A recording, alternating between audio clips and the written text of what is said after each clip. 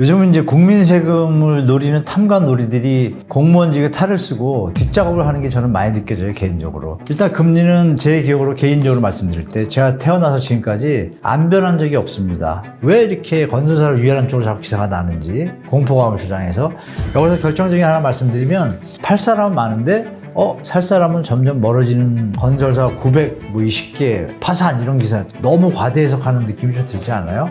왜? 네, 안녕하세요. 우리 머니 인사이드 구독자 여러분. 한문도라고 합니다. 대학에서 강의를 하고 있고요. 부동산 문제에 대해서 좀 분석하고 시장 분석하고 있습니다. 일단 GDP 대비 부동산 가격을 비교해 보면요. 일본이 부동산 버블 터질 때 그 GDP 대비 배율이 한 6.7892 수준이었어요. 대한민국이 작년 말 기준에서 6.5 넘었습니다. 거의 비슷한 수준이죠. 그리고 다른 수치들도 다 비슷합니다. 예를 들면 피케티 인덱스라고 있는데요. 그 수치가 퍼센테이지로 하면은 700%, 800%, 그리고 숫자라면 7, 8. 이 수준일 때 버블들이 많이 터졌어요. 미국, 일본, 그리스, 이태리, 스페인 다 그 수치에서 터졌거든요. 특히 일본은 그게 6.9, 698%일 때 터졌어요. 근데 대한민국이 그 수치가 6.7입니다. 670%.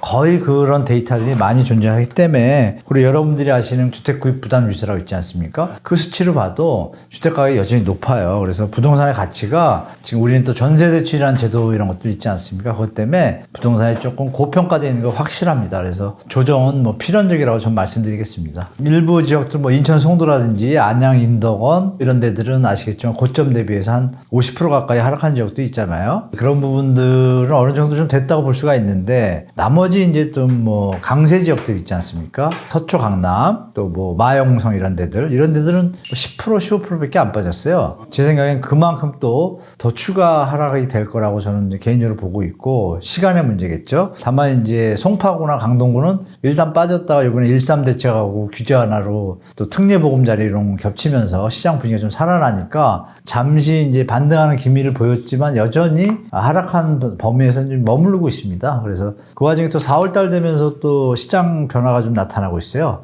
다시 하락폭이 줄이질 못하고 KB 통계로는 도리어 4월 세 번째 주 그 기준으로는 또 하락폭이 더 심화가 됐습니다. 그리고 또 거래량도 정체예요. 1월, 2월, 3월 뭐 1,500개에서 2,500개, 3,000개 가까이 갔다가 그러면 4,000, 5,000 가야 이게 또 올라가는 건데 전혀 그런 상황이 아닙니다. 3,000개에서 그냥 머무르는 수준이거나 더 내려올 가능성이 많은 지금 데이터가 나타나고 있거든요. 그래서 제가 볼 때는 지금 시장 상황에서 주택 가격이 여전히 고평가됐다는 거는 이제 거래량이 안 는다는 것을 우리가 반증할 수 있는 부분이고요. 그럼 앞으로 그럼 늘 것이냐? 제가 볼 때는 도리어 역으로 여러분 아시겠지만 변동금리가 6개월마다 코픽스 금리 적용해가지고 나중에 하잖아요. 그러면 여러분 기억을 더듬으시면 작년에 금리가 많이 올랐지 않습니까? 영끌하시거나 좀 대출을 많이 쓰신 분들은 현장에서 느끼시는 게 1월부터입니다. 그러면 3개월 지금 지났잖아요. 이제 4월이고. 그럼 3개월 동안 이자가 갑자기 늘어난 거를 부담을 느낍니다, 벌써. 예전에 두세 배니까. 그게 이제 6개월, 1년 가면 어떤 문제가 있는 분들은 또 매물을 내놓겠죠. 이제 그런 게 이제 연속적으로 올해 한 해 좀 지속될 거라고 보기 때문에 제가 볼 때는 그분들이 주택 가격이 고평가가 아니라 저평가라면 팔지 않겠죠. 어떻게든 들고 가겠죠. 그런데 여전히 서울의 매물이 1월 1일 대비해서요. 어느 구는 25개 구 중에 한 구는 매물이 25%까지 늘었습니다. 현재. 어마어마하게 늘었죠. 또 대부분의 구들이 20% 이상 다 늘었어요. 거래량 빼고도요. 그럼 팔려는 사람이 자꾸 많아지고 있잖아요. 팔 사람은 많은데 살 사람은 점점 멀어지는 이런 상황에서 우리가 그러면 이게 집값이 비싸다는 얘기가 또 반대로 우리가 해석해 볼 수 있지 않겠습니까? 그렇게 보시면 될 것 같습니다. 요즘은 이제 국민 세금을 노리는 탐관 놀이들이 공무원직에 탈을 쓰고 뒷작업을 하는 게 저는 많이 느껴져요, 개인적으로. 국민 여러분도 저랑 많이 틀리지 않을 거라고 보는데요. 아시잖아요, 2, 3년 전에 LH 사태에 대해서요. 자기들이 돈 벌려고 하는 그런 일부, 전부는 아니죠. 근데 거기에는 이제 우리 세금이 다 문제가 되기 때문에, 게다가 이제 또 작년 가을 겨울에 그 미분양 주택을 갖다가 시세보다 더 비싸게 사줬지 않습니까? 그게 또 누구 돈인가요? 국민 돈이거든요. 그러니까 그런 부분들이 사실 문제가 되고 있다는 걸 알고 있지만 이렇게 노골적으로 하는 건 사실 저도 뭐 화가 날 정도니까 우리 시청자분들도 많이 화나실 거예요. 그리고 미분양 매입도 앞으로 하겠다고 하는데 저도 개인적으로 이런 문제 때문에 제가 다른 방송에서도 정부는 MB정부 때처럼 미분양을 매입하겠다는 대책에 대해서 투명하게 원가 수준이냐 MB정부 때처럼 분양가의 50% 수준이냐 50%에서 70% MB 때 매입을 했거든요. 왜? 지금 말씀하신 국민 세금이 쓸데없이 나가는 걸 막기 위해서요. 그러면 지금은 그때보다 20년이 가까이 지나가는데 더 투명해야겠죠. 근데 도리어 현재는 더 투명한 게 아니라 더 불투명해진 것 같아요. 그래서 그 부분에 대해서 제가 말씀을 드렸던 거고 우리 댓글 다신 분들의 말이 사실 맞다고 생각하고 저도 그렇게 생각하고 있습니다. 그래서 우리 이렇게 머니인사이드에서 이런 부분들을 자꾸 많이 확산시켜야 이 공무원의 탈을 쓴 아주 극히 일부 악덕 탐관 오리들이 함부로 활동 못하게 만들어야 합니다. 그래야 이제 우리 세금이 올바르게 쓰이겠죠. 이게 이제 아주 전형적인 이제 과장 보도, 허위 기사라고, 허위는 아니죠. 그러니까 이런 거죠, 여러분. 땅값이 100원짜리였는데 이게 아파트 값으로는 이제 자꾸 시장의 어떤 반응이 좀 미흡하니까 시장 친화적인 기사라고 저는 말씀드릴게요. 왜냐하면 공시지가가 다 내려갔잖아요, 작년보다. 내려갔는데 내려간 게 예를 들어서 한 평이라고 말씀드리겠습니다. 한 평당 강남에 5천만 원짜리가 있었는데 그게 지금 작년에 내려가면 주택가에 내려가면 같이 내려가거든요. 땅을 그 기준할 때 그 땅값이 4천이나 뭐 3천이 됐다고 가정을 할게요. 4천 됐다가 3천 됐다가 2,800이 됐어요. 근데 얘가 2,900이 된 거예요. 그럼 2,800에서 2,900으로 올랐어요, 안 올랐어요? 올랐죠. 아마 그 얘기를 쓴 겁니다. 그러면 그 얘기를 기사를 같이 써야겠죠. 그러나 최고점의 땅값은 5천만 원이었다. 이걸 써줘야지. 근데 제목을 꼭 이런 식으로 합니다. 그죠? 기사들을 보면 이런 데 속지 마시기 바랍니다. 물론 내용을 봐서 실제로 뭐 작년에 5천이었는데 지금 6천으로 올랐다. 그러면 이 기사가 맞겠죠? 그래서 제가 드린 말씀처럼 그런 부분이 있을 수가 있기 때문에 기사를 100% 믿지는 마셔라. 확인해야 된다 말씀드리겠습니다. 요즘은 기사가 최대한 자기 입맛에 맞게 가공을 해가지고 나오는 기사들이 많아요. 예를 들면 신고가 압구정 8억 그 2개가 됐어요. 근데 하락이 30개야. 그러면 하락 30개도 써줘야죠. 신고가는 가짜 거래일 수도 있죠. 그럼 기사는 어떻게 나오냐? 신고가 2개만 나오는 거죠. 그리고 만약에 100페이지의 글이 있다 그러면 99페이지는 다 그렇게 쓰다가 마지막 한 페이지는 만일을 대비해서 그런데 하고 하락 거래도 좀 있다 이렇게 쓰겠죠? 그게 기사의 패턴이에요. 그래서 여러분들이 앞에 글을 읽는 것으로 인해 가지고 시장을 판단하시면 큰일 납니다. 지금은 그런 기사들은 조심하셔야 됩니다.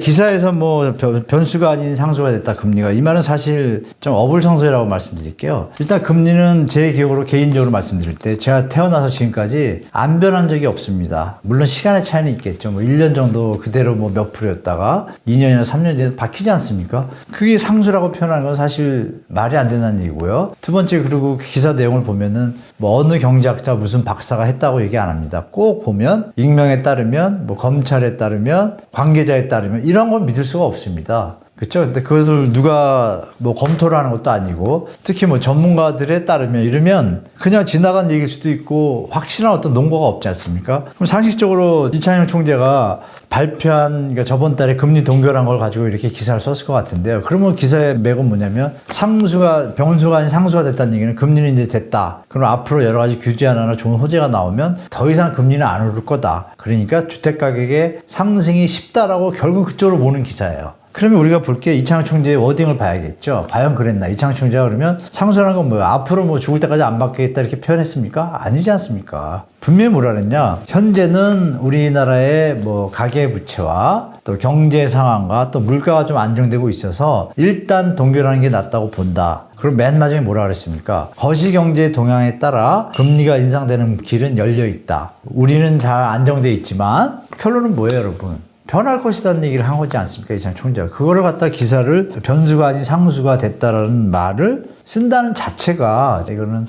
좀 너무 과장된 집값이 오른다는 걸 얘기하고 싶어가지고 억지로 만들어낸 제목이라고밖에 저는 보이지 않습니다. 네.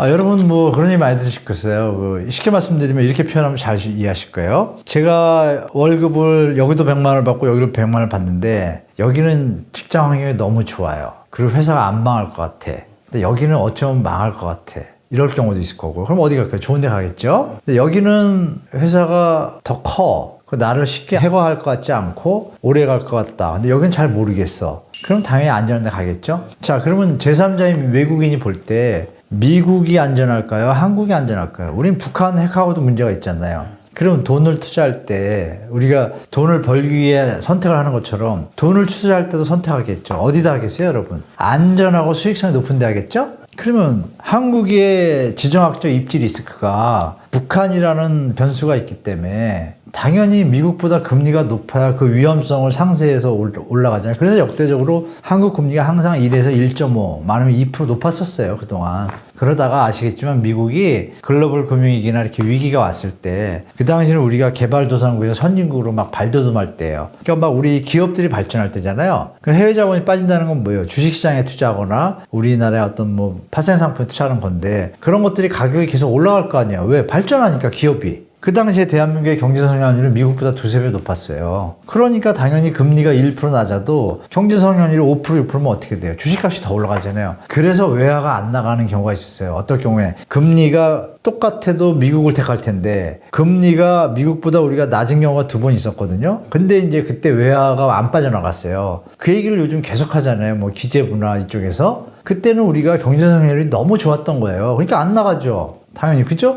왜? 주식에 두고 있는 게 5%, 10%더 느니까. 근데 지금은 어때요, 여러분? 주식 가격이 내려가고 있는데 그 논리가 맞나요? 안 맞잖아요. 그러니까 여기서 말한 것처럼 미국보다 먼저 금리 인하가 가능한 얘기인제가 딱 나오는 게 금리 인하라면 어떻게 되겠어요, 여러분? 당연히 더 빠져나가겠죠. 위험하잖아요. 아니, 여기는 위험한 객관적인 다 제3자가 볼 때 저는 대한민국이 안전하다고 생각하지만 객관적으로 뭐 중국 사람이나 뭐 호주 사람이 볼 때 미국에 투자하고 싶겠어요? 우리나라 투자하고 싶겠어요?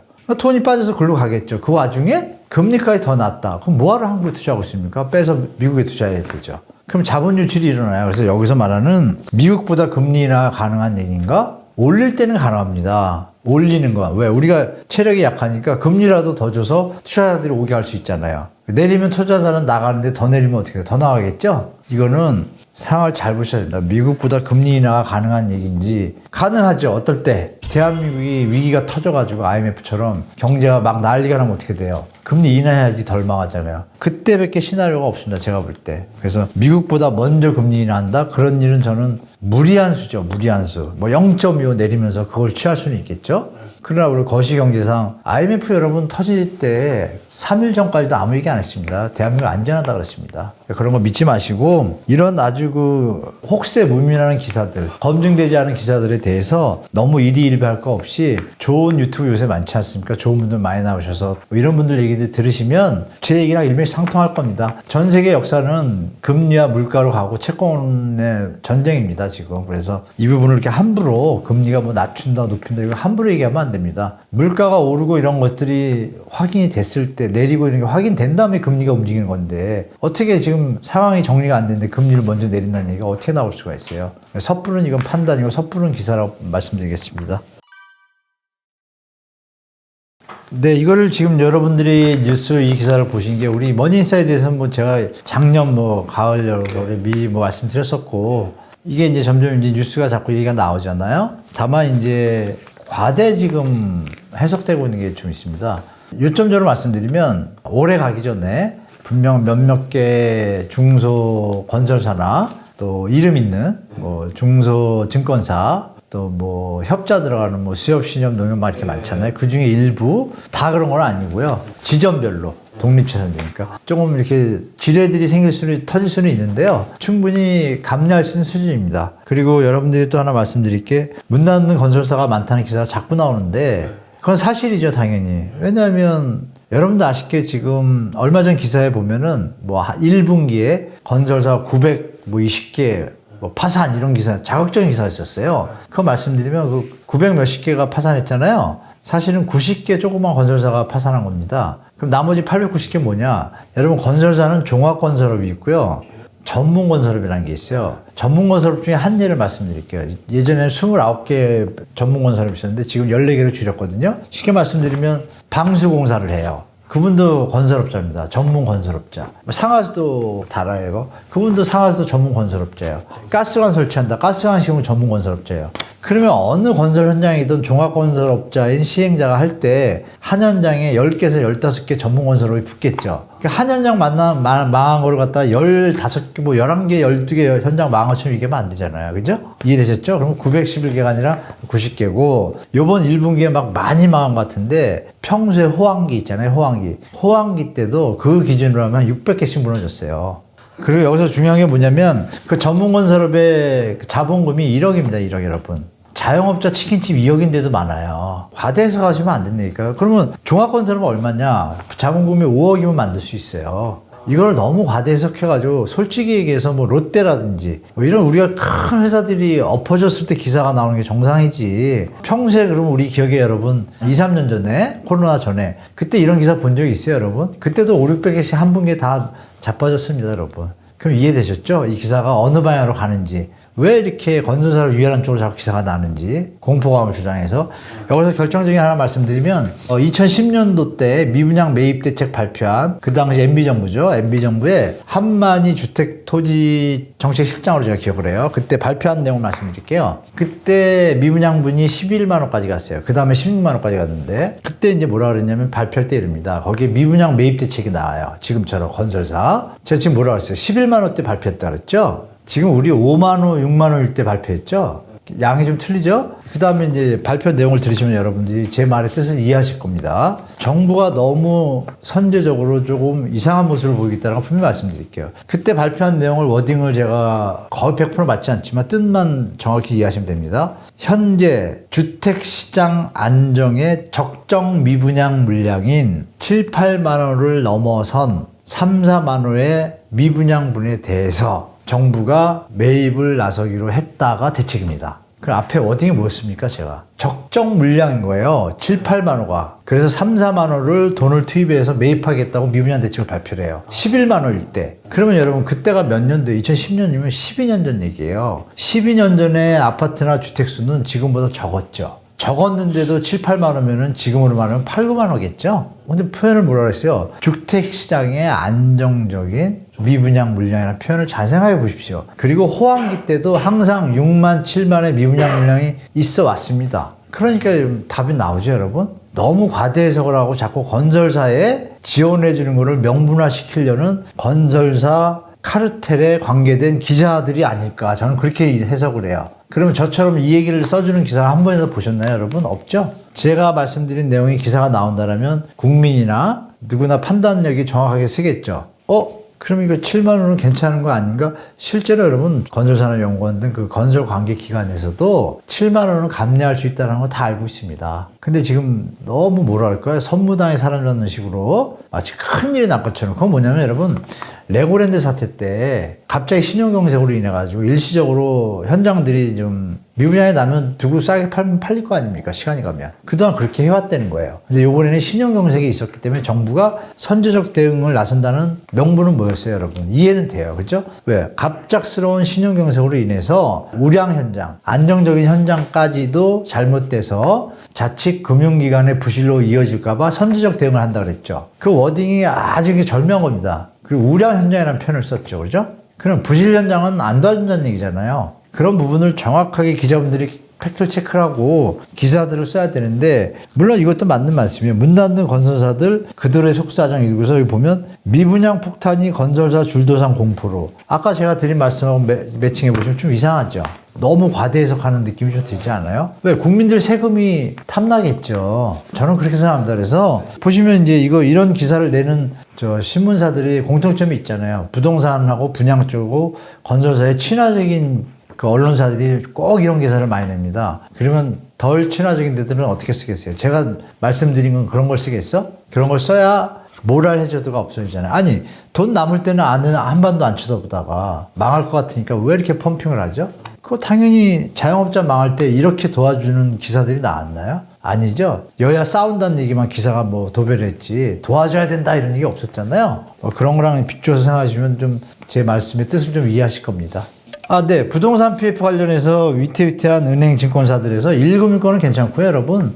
2금융권 중에 이제 과다하게 그 상업용 부동산 쪽에 좀 과다 대출을 한다고요. 브릿지론 비중이 많은 금융기관들이 조금 있습니다. 그래서 여러분들이 그 신용평가회사가 있어요. 한국은행에서도 보고서가 있거든요. 그런 것 좀 찾아보시면 조금 그 명단 비슷한 것들을 좀 접하실 수 있어요. 그리고 대응하시면 좋을 것 같고, 일부 중소 금융기관들은 여기에 해당되는 데가 있을 텐데요. 나중에 또 좀 미분양이 계속 좀 해소가 안 되고 지속되면 제가 볼 때는 건설사가 좀 요새 도산하잖아요. 좀 안 좋은 데들은 그런 것처럼 일부 극히 일부 증권사나 뭐 이금융기관 중에 그런 일이 터질 가능성이 좀 높다고 저는 개인적으로 보고 있습니다.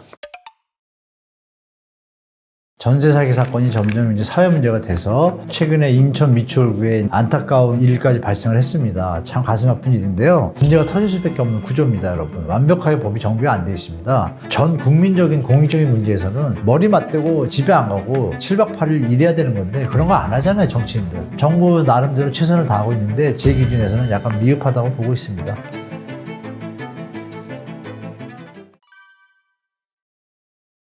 기사에서 나오는 일부 신고가들은 100% 믿을 수는 없습니다. 제가 볼 때. 일단 그 지역에서 동시에 하락 거래가 있다는 자체가 조금 여러분들이 한번 생각할 만 하겠죠? 그리고 신고가의 어떤 비율이 대부분이 상승을 하면서 신고가가 나오면 이해가 충분히 될 수도 있습니다. 그런데 하락 거래가 50% 수준일 때 신고가가 나온다? 뭔가 좀 안 맞죠? 비정상적이라는 느낌이 듭니다. 물론 특수한 경우에 뭐 그 집이 뭐 리모델링 하거나 뭐 특별하게 뭐 로얄층이나 이러면은 일반 뭐 기준층보다 뭐 2, 3억, 3, 4억 비싸겠지만 갑자기 뭐 8억이 튄다. 이건 좀 이상하지 않습니까? 상식적으로. 그래서 그런 부분에서 제가 볼 때는 기사에서 나오는 신고가 그것만 딱 뽑아가지고 기사를 썼기 때문에 이건 신뢰성은 후에 체크해봐야 된다. 심하면 6개월 뒤에 해지 신고를 하는 경우도 있었잖아요. 그냥 뻗대고 기다리고 왜 집값을 펌핑해서 올려놓고 그걸 이제 원희룡 장관이 이제 제재를 나선다 그랬지 않습니까? 하도 이런 게 심하니까 심하면 뭐 8개월 동안 그냥 신고가를 올려놓고 마치 그 값이 최고 원래 거래된 것처럼 거짓 허위 거래를 가지고 일부 악덕 공인중개사들이 장난을 치는 거죠. 쉽게 말하면. 그런 부분 때문에 본의 아니게 피해를 보는 또 소비자들이 생기지 않습니까? 그런 부분을 조사하겠다고 하니까 이거는 좀 지켜봐야 될 것 같고 여전히 1월부터 3월까지 제가 지켜본 결과 지금 하락 거래가 서울이 60%에서 70%입니다. 이 데이터는 제가 팩트를 갖고 있으니까 그런데 기사는 그런 얘기는 안 나오잖아요, 여러분. 그래서 다시 한번 말씀드리지만 이제는 진실된 유튜브들도 많으니까 그런 거를 참고하시면서 부동산 시장에 접하시는 게 정말 합리적이고 현명한 판단이라고 분명히 말씀드리겠습니다. 왜냐하면요, 여러분 유튜브 하시는 유튜버님들은 구독자가 광고주입니다. 그쵸? 동반자입니다, 구독자와. 그래서 구독자분들을 속일 이유가 없는 거예요. 그래서 유튜브가 더 신뢰성이 있다고 말씀드립니다. 왜? 언론사들은 광고 사주의 영향을 받을 수밖에 없습니다. 당연히 기사가 치우칠 수가 있죠. 그런 걸 우리가 감안하면 제가 그래서 유튜브를 권해드린 겁니다. 뭐 좋은 유튜브 찾아보시면 많이 나오니까. 그러니까 상승론자분들은 하락한 유튜브가 나오면 터부시하지 말고 한번 보시고 참고하시고 또 하락하시는 분도 상승론자를 너무 터부시하지 말고 왜 저걸 썼는지 한번 읽어보시고 그러면서 이제 정확한 진실을 알아가시면 시장에 대처하는 데 도움이 많이 되실 겁니다. 네, 지금 여러분 아시는 작년에 화곡동에서 출발한 빌라 사기 사건부터 해서 전세 사기 사건이 점점 이제 사회 문제가 돼서 최근에 인천 미추홀구에 이제 안타까운 일까지 발생을 했습니다. 참 가슴 아픈 일인데요. 이분에 대해서 빌라에 대한 전세 포비아라는 단어까지 나왔습니다. 전세 공포증이죠. 사실 이거는 40, 50대, 뭐 50, 60대 분들은 경험이 있기 때문에 뭐 여러분들이 들어보셨던 근저당이 앞에 있으면 안 들어가고 여러 가지를 다 체크해 보는데 저도 20대, 30대 초반에 신혼생활 할 때만 해도 부동산 잘 몰랐습니다. 저도 나름 열심히 공부한다고 해도 지금 와서 돌아오면은 부동산 자체가 법과 함께 여러 가지 복잡한 게 다 복합적으로 있기 때문에요. 정부가 깔끔하게 법을 제정하지 않는 한은 문제가 터질 수밖에 없는 구조입니다, 여러분. 완벽하게 법이 정비가 안 되어 있습니다. 그래서 예전에도 무슨 일이 나면 법을 고치고 이랬습니다. 근데 요번에 무슨 일 때 법을 고칠 텐데 이 영향으로 인해 가지고 빌라 전세 기피증들이 많이 생긴 거예요. 왜냐하면 월세를 가면은 비용은 나가는 것 같지만 안전하잖아요. 뛸 일이 없거든요. 그럼 그게 더 안전하지 혹시나 해서 갔다가 또 뛸까봐 겁이 나거든요. 그래서 전세를 기피하게 되는데 그러면 원래 전세를 놨던 분이 돈이 있으면 그냥 빼고 월세를 놓으면 되는데 여러분도 아시다시피 대한민국이 전세 갭 투자, 전세 레버리지로 거품으로 쌓인 집값이라는 거 아시잖아요. 집주인들이 돈 있는 사람이 많이 없습니다. 다 전세 끼고 사는 사람이 많아요. 특히 자기가 지어가지고 월세를 준 분들 빼고는 전세를 줬으면은 그러면 다음 세입자가 들어와야 되는데 못 들어오잖아요. 겁나서 안 들어오잖아요. 그럼 역전세는 더 나겠죠. 이 현상은 아파트의 역전세난에 더불어서 이제 빌라의 역전세난까지도 날 가능성이 저는 있다고 봐요. 좀 아픈 일이지만 이 영향으로 인해서 그렇잖아도 주택 가격이 상승 반전을 못하고 힘을 잃고 다시 5월이나 6월부터는 추가 하락 재조정으로 들어갈 것 같은데 이게 또 추가적인 요인으로 작용을 해서요. 주택 가격 하향의 어떤 압박이 좀 크게 올 것 같습니다. 제가 볼 때 특히 빌라 쪽도요.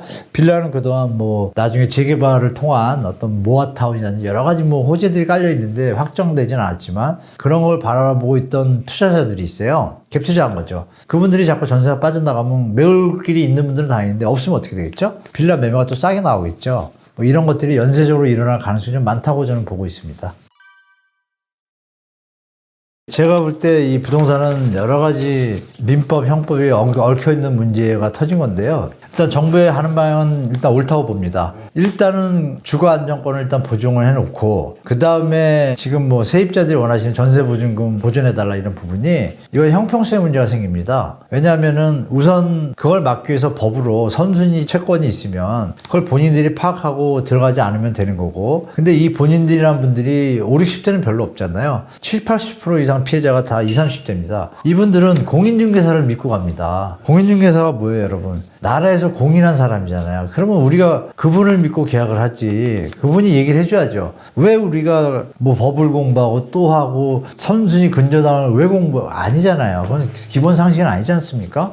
그럼 이거는 정부에서 직무유기한 것도 있는 거예요. 공인중개사가 그걸 미리 케어했다면 사고가 안 났겠죠, 여러분.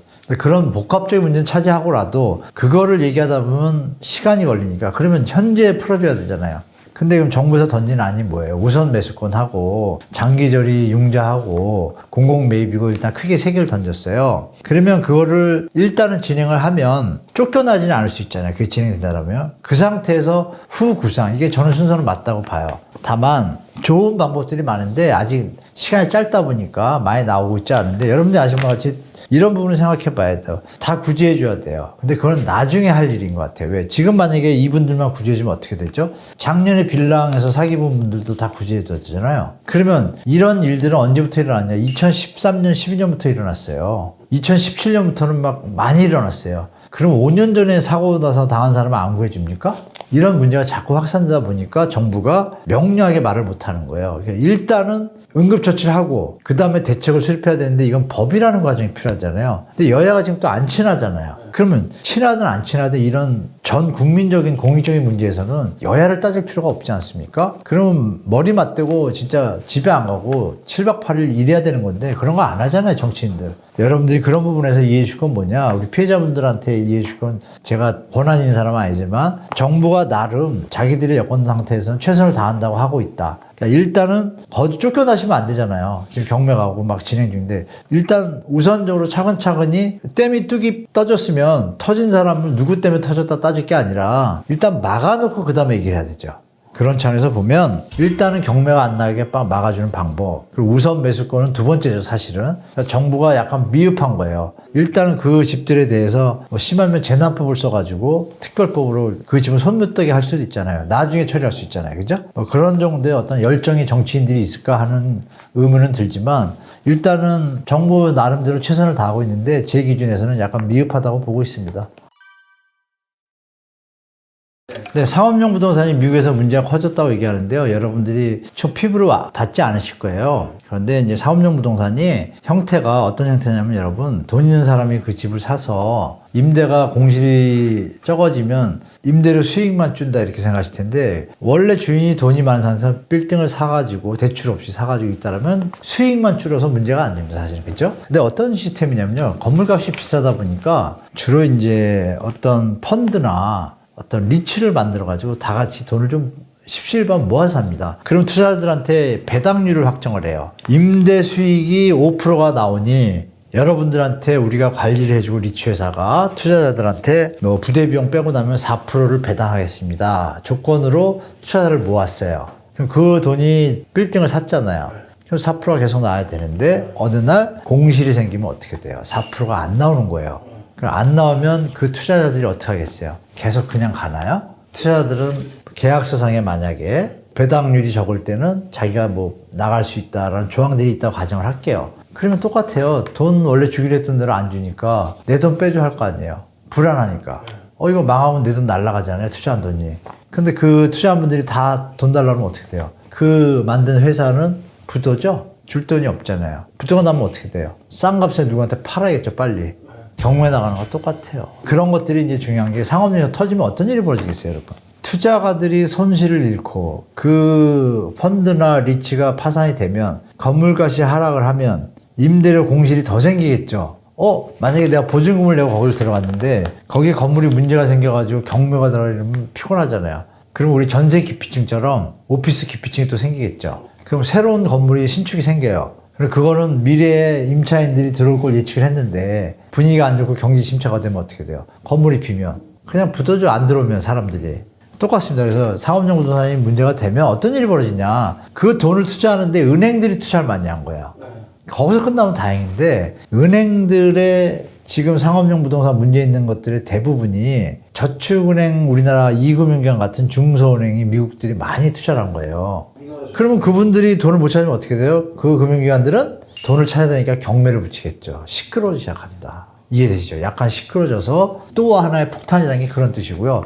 그럼 대한민국은 괜찮냐? 대한민국도 만만치 않습니다. 뉴스에 많이 안 나오는데요. 예를 들어서 물류창고가 있어요. 물류창고가 4년 전에 좀 히트쳐서 배달이나 이런 거 많이 하다 보니까 창고가 필요하잖아요. 물류 때문에. 그래서 창고 사업이 막 성행을 했습니다. 한 4, 5년 전에. 그래서 그 당시에 학회에서 물류 창고업에 대한 세미나까지 열렸어요. 수익률 막 분석하고 학회들에서. 그러니까 당연히 그때 붐이었다는 얘기죠. 그 붐을 타고 가던 현장들의 형태를 보면 시행자가 우리 건설사 뭐 브릿지론 이런 건 좀 들으셔서 아실 거예요. 시행자가 이 사업은 될 것 같아요. 근데 저기 회사가 저보고 창고를 지면 다 임대를 들어오겠대요. 그러면 미래에 대한 수익이 확보가 되잖아요. 그걸 믿고서 그때 코로나가 풀리면 잘 될 거라고 생각하고 그때 땅을 사요. 땅을 사가지고 그러면 증권사나 캐피탈한테 땅값으로 대출 받고 그리고 이걸 지어야 되니까 이제 본 PF라고 그러죠. 다시 넘어가려고 하는데 지금 요새 이렇게 상황이 터져버린 거예요. 그러면 땅값 1,000억, 2,000억이 건설사도 뭐 낼 수 있지만 증권사나 캐피탈사나 뭐 무슨 금고나 이들 돈을 댔어요. 그럼 어떻게 돼요? 물린 거죠, 여러분. 왜? 공사가 돼서 이어져야 본 PF가 나오면 땅값 대준 사람은 빠지고 수수료 뭐 하고 같이 원금 찾아갈 텐데 못 찾아가면 어떻게 돼요? 손실이 나잖아요. 그럼 그 은행이 작은 은행이면 그 돈은 누구 돈이에요? 예금자 돈이잖아요. 아니면 어디서 빌렸거나 문제가 생기면 어떻게 돼요? 예금자들이 돈 찾으러 오겠죠. 뱅크런 나겠죠. 이런 것들이 이어질 수 있기 때문에 위험합니다. 그래서 우리나라 상업용도 요새 뭐 상가들 텅텅 빈데 많이 보시잖아요. 지식산업센터 뭐 이런 거 있잖아요. 그런 거 투자한 어떤 기관들이 있겠죠. 뭐 증권사든 캐피탈이든 보험사에서 돈을 댈 수 있잖아요. 그런 이 금융기관들은 지금 위험한 데가 조금 있다. 이렇게 보시면 되겠죠. 그래서 다행인 거는 우리가 학습 효과가 있어서 그런 일이 터져도 우리나라가 뭐 무너지거나 이런 일은 전혀 없다. 그렇게 이해해 주시면 좋을 것 같습니다. 경매는 어떠냐면 여러분 아마 보도에서 그런 거 보셨을 거예요. 요즘 경매 물건이 늘어났다, 급증했다. 전년 대비 2배 이렇게 늘어나잖아요. 그럼 경매 물건이 제가 작년에도 뭐 다른 방송에 말씀드렸는데 경매 물건은 앞으로 줄어들 일은 없습니다. 올 한 해는 계속 늘어날 거라고 저는 보고 있어요. 왜냐하면 부동산 시장의 연체율이 일단 높아지고 있다는 뉴스도 많이 들으셨을 거예요. 그리고 게다가 경매가 되려면은 경매 조건은 3개월 이상 이자를 못 낼 때입니다. 주택이든 뭐든. 그리고 우리 주택시장만 한정해서 말씀드리면 경매가 지금 시장이 반등하고 이렇게 좋아지면 싸게 팔리면 되잖아요. 경매 안 당하잖아요. 근데 안 팔리고 있으니까 경매가 되겠죠? 경매 진행 중에도 그거 팔 수가 있거든요. 미리 들어가면 취하시키고 돈을 갚으면. 집이 팔리면 돈을 갚으면 되니까요. 그죠? 근데 그게 진행이 안 되고 끝까지 결론은 경매가 조금씩 늘어나고 있잖아요. 전년에 비하면 당연히 많지만 전년 초는 3월만 해도 호황기였으니까 비교적이요. 근데 그거의 2배는 당연한 거고 중요한 건 얼마 전부터 한 6개월 전부터 추세를 봐야겠죠. 이게 계속 늘어나는지 왔다 갔다 하는데 중요한 것은 한 9개월 전부터 계속 물건이 점점 늘고 있습니다. 늘고 있고 줄지는 않습니다. 그런 와중에 여러분 아시겠지만 변동금리가 적용되면 1월부터 진행했다 그랬잖아요. 2, 3, 4월 1, 2, 3, 4월에 돈을 못 낸 분들이 혹시 계시다라면 그거는 경매 물건이 언제 나오냐면 경매 대상으로 딱 정리되고 나서 작업 들어가면 감정평가도 해야 되고 여러 가지 조사하거든요.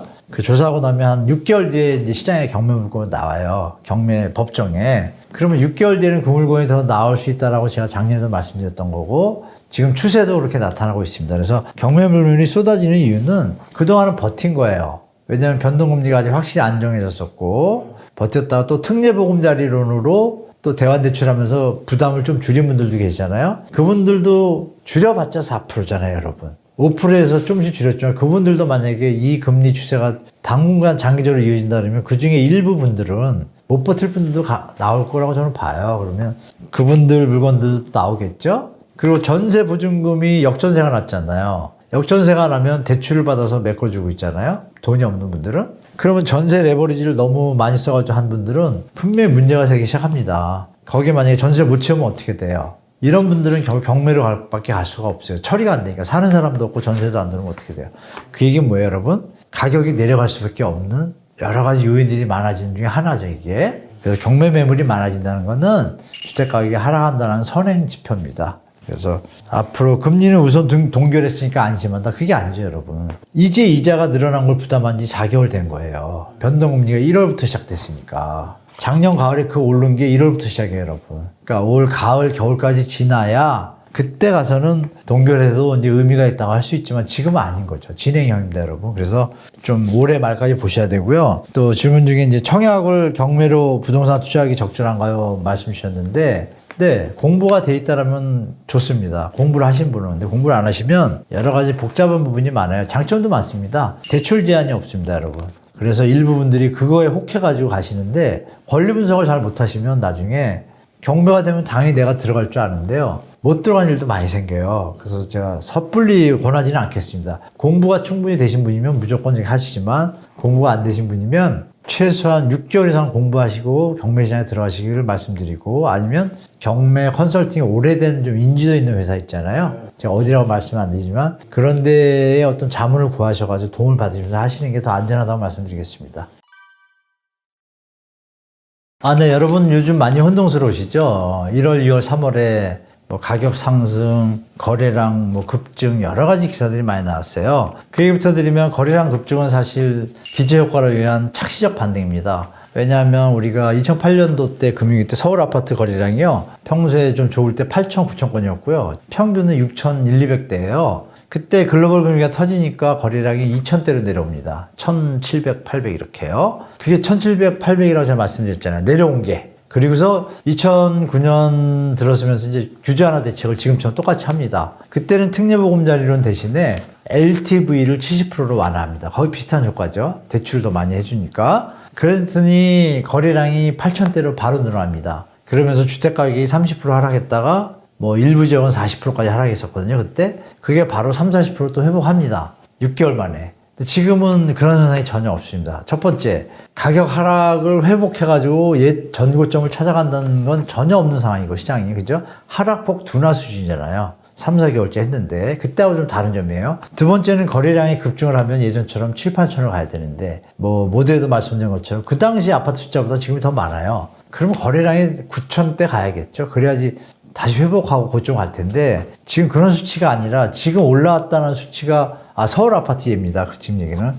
올라왔다는 수치가 지금 2천 겨우 넘고 3천 겨우 가려고 그러잖아요. 그럼 아까 말씀드린 글로벌 금융위 때 바닥이 2천대인데 비교해보세요, 여러분. 뭔가 시장이 다르잖아요. 지금의 상승 반전은 일시적 반등 가능성이 더 높아지는 거죠. 그래서 지금 시점에서 무주택자분들이 할 수 있는 거는 요점. 좀 기다리셔도 좋다. 그리고 도심지에는 분양가격이 적정하면 가셔도 되지만 적정하지 않으면 충분히 더 기다리셔라. 요즘 접축증 무순위 청약으로 이제 투자자들이 들어오고 하는데 거기에 일부 투기적 요소인 사람들이 있어요. 중도금 대출을 정부가 무제한으로 풀었기 때문에 10억짜리 지면 중도금 대출 8억 받으면 8억에 대한 이자가 4%면 3,200. 2년 뒤면 7,000이잖아요. 집값이 2억 오르면 100% 수익률이 넘잖아요. 그걸 바라보고 계약금만 내는 일부 투기 갭 투자하시는 분들도 무순위 청약에 들어오더라고요.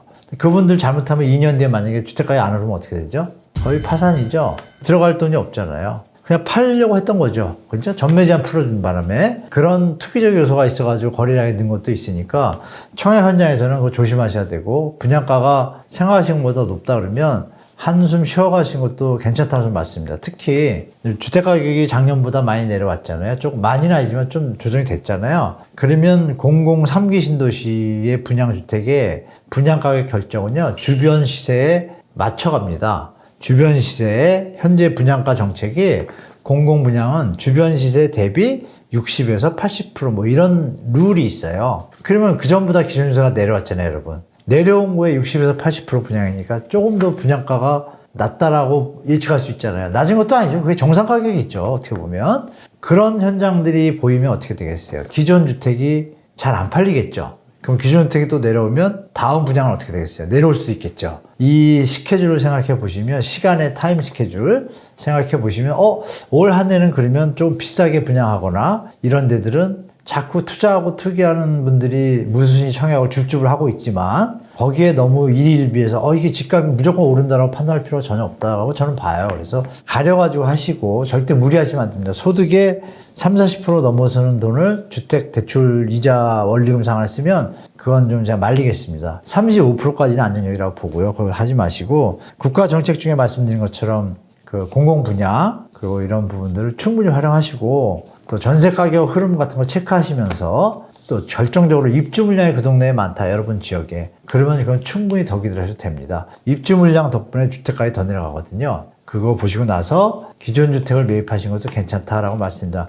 모든 조항의 핵심은 똑같은 건 뭐죠? 자기 소득의 30%가 제일 적정하고 40%를 넣으면 조금은 깊이 생각하셔서 접근하시라 말씀드리겠습니다. 네, 다주택자분들은요, 여러분, 일단 정부의 정책이 나와서 시장에 반대하는 모습을 보였지만, 만약에 제가 생각하는 대로 주택가격이 다시 추가적인 연착륙으로 간다고 하면 올 연말까지는 역전세가 계속 이어질 것 같습니다. 그럼 집이 10개 있는데 역전세로 만약에 5천, 1억씩 나가게 되면 5억이나 10집이니까요. 5천이면 5억이고 1억이면 10억이라는 돈을 갖다가 좀 환불해 줘야 되지 않습니까? 그 자산 유동성이 확보되지 않는다면 어떤 일이 벌어지겠어요? 그 10집에 대해서 다 못 갚으니까 어떻게 돼요? 이자를 못 내고 이러다 보면 어떻게 돼요? 결론 3개월 동안 유동성에 문제가 생기면 다 경매로 갑니다. 그건 아무도 구제해주지 않습니다. 그때는 다 잃어버리는 수가 생기죠. 그러기를 막기 위해서는 5개 정도를 미리 파시는 거예요. 조금 욕심을 줄이시고. 파시고 나면 거기에 차익이 적던, 예전보다는 당연히 적겠죠, 이득이. 그 유동성을 가지고 나머지 5집에 전세보증금 환불 사태가 나와도 막을 수가 있잖아요. 그 아시는 것처럼 주택가격은 중장기적으로는 우상향하니까 긴 텀, 3년에서 한 5년 이상 버틸 수 있다고 판단되시면 들고 가시는데 유동성을 확보하셔야 되잖아요. 드릴 말씀, 다주택자분들은 무리하게 지금 전세 끼고 있어가지고 정부 대책을 막연하게 기다리시다가 낭패를 보는 경우를 제가 2008년도에도 봤고 IMF 위에 투자하신 분들도 봤습니다. 그래서 레버리지가 과다해가지고 집을 여러 개 가지신 분들은 필히 어느 정도 정리하셔서 유동성을 확보하신 상태에서 장기전으로 돌아가시는 게 좋겠다고 말씀드리겠습니다. 미국 전역의 중소은행들이 뱅크런 막느라고 난리가 났습니다. 사람들이 돈을 다 찾을 거 아니에요. 그 은행은 돈을 메꿀 길이 없죠. 파산이죠. 간단합니다. IMF에서 지금 정부가 하는 정책이나 대출 확대 정책을 하지 말라고 미리 경고를 했습니다. 부자들을 위한 대책을 하면 안 된다 그랬어요. 다 정반대로 갔습니다. 왜 묻어놨죠? 서브프라임이 소득이 없고 능력이 안 되는데 무리하게 대출해 준 거예요. 근데 이번에는 또 뭐냐, 이거를 정부가 보증쓰잖아요. 특례보금자 이거는. 지금하고 대자뷰입니다, 거의. 안녕하세요, 여러분. 또 오랜만에 뵙습니다. 한문더라고 합니다. 감사합니다.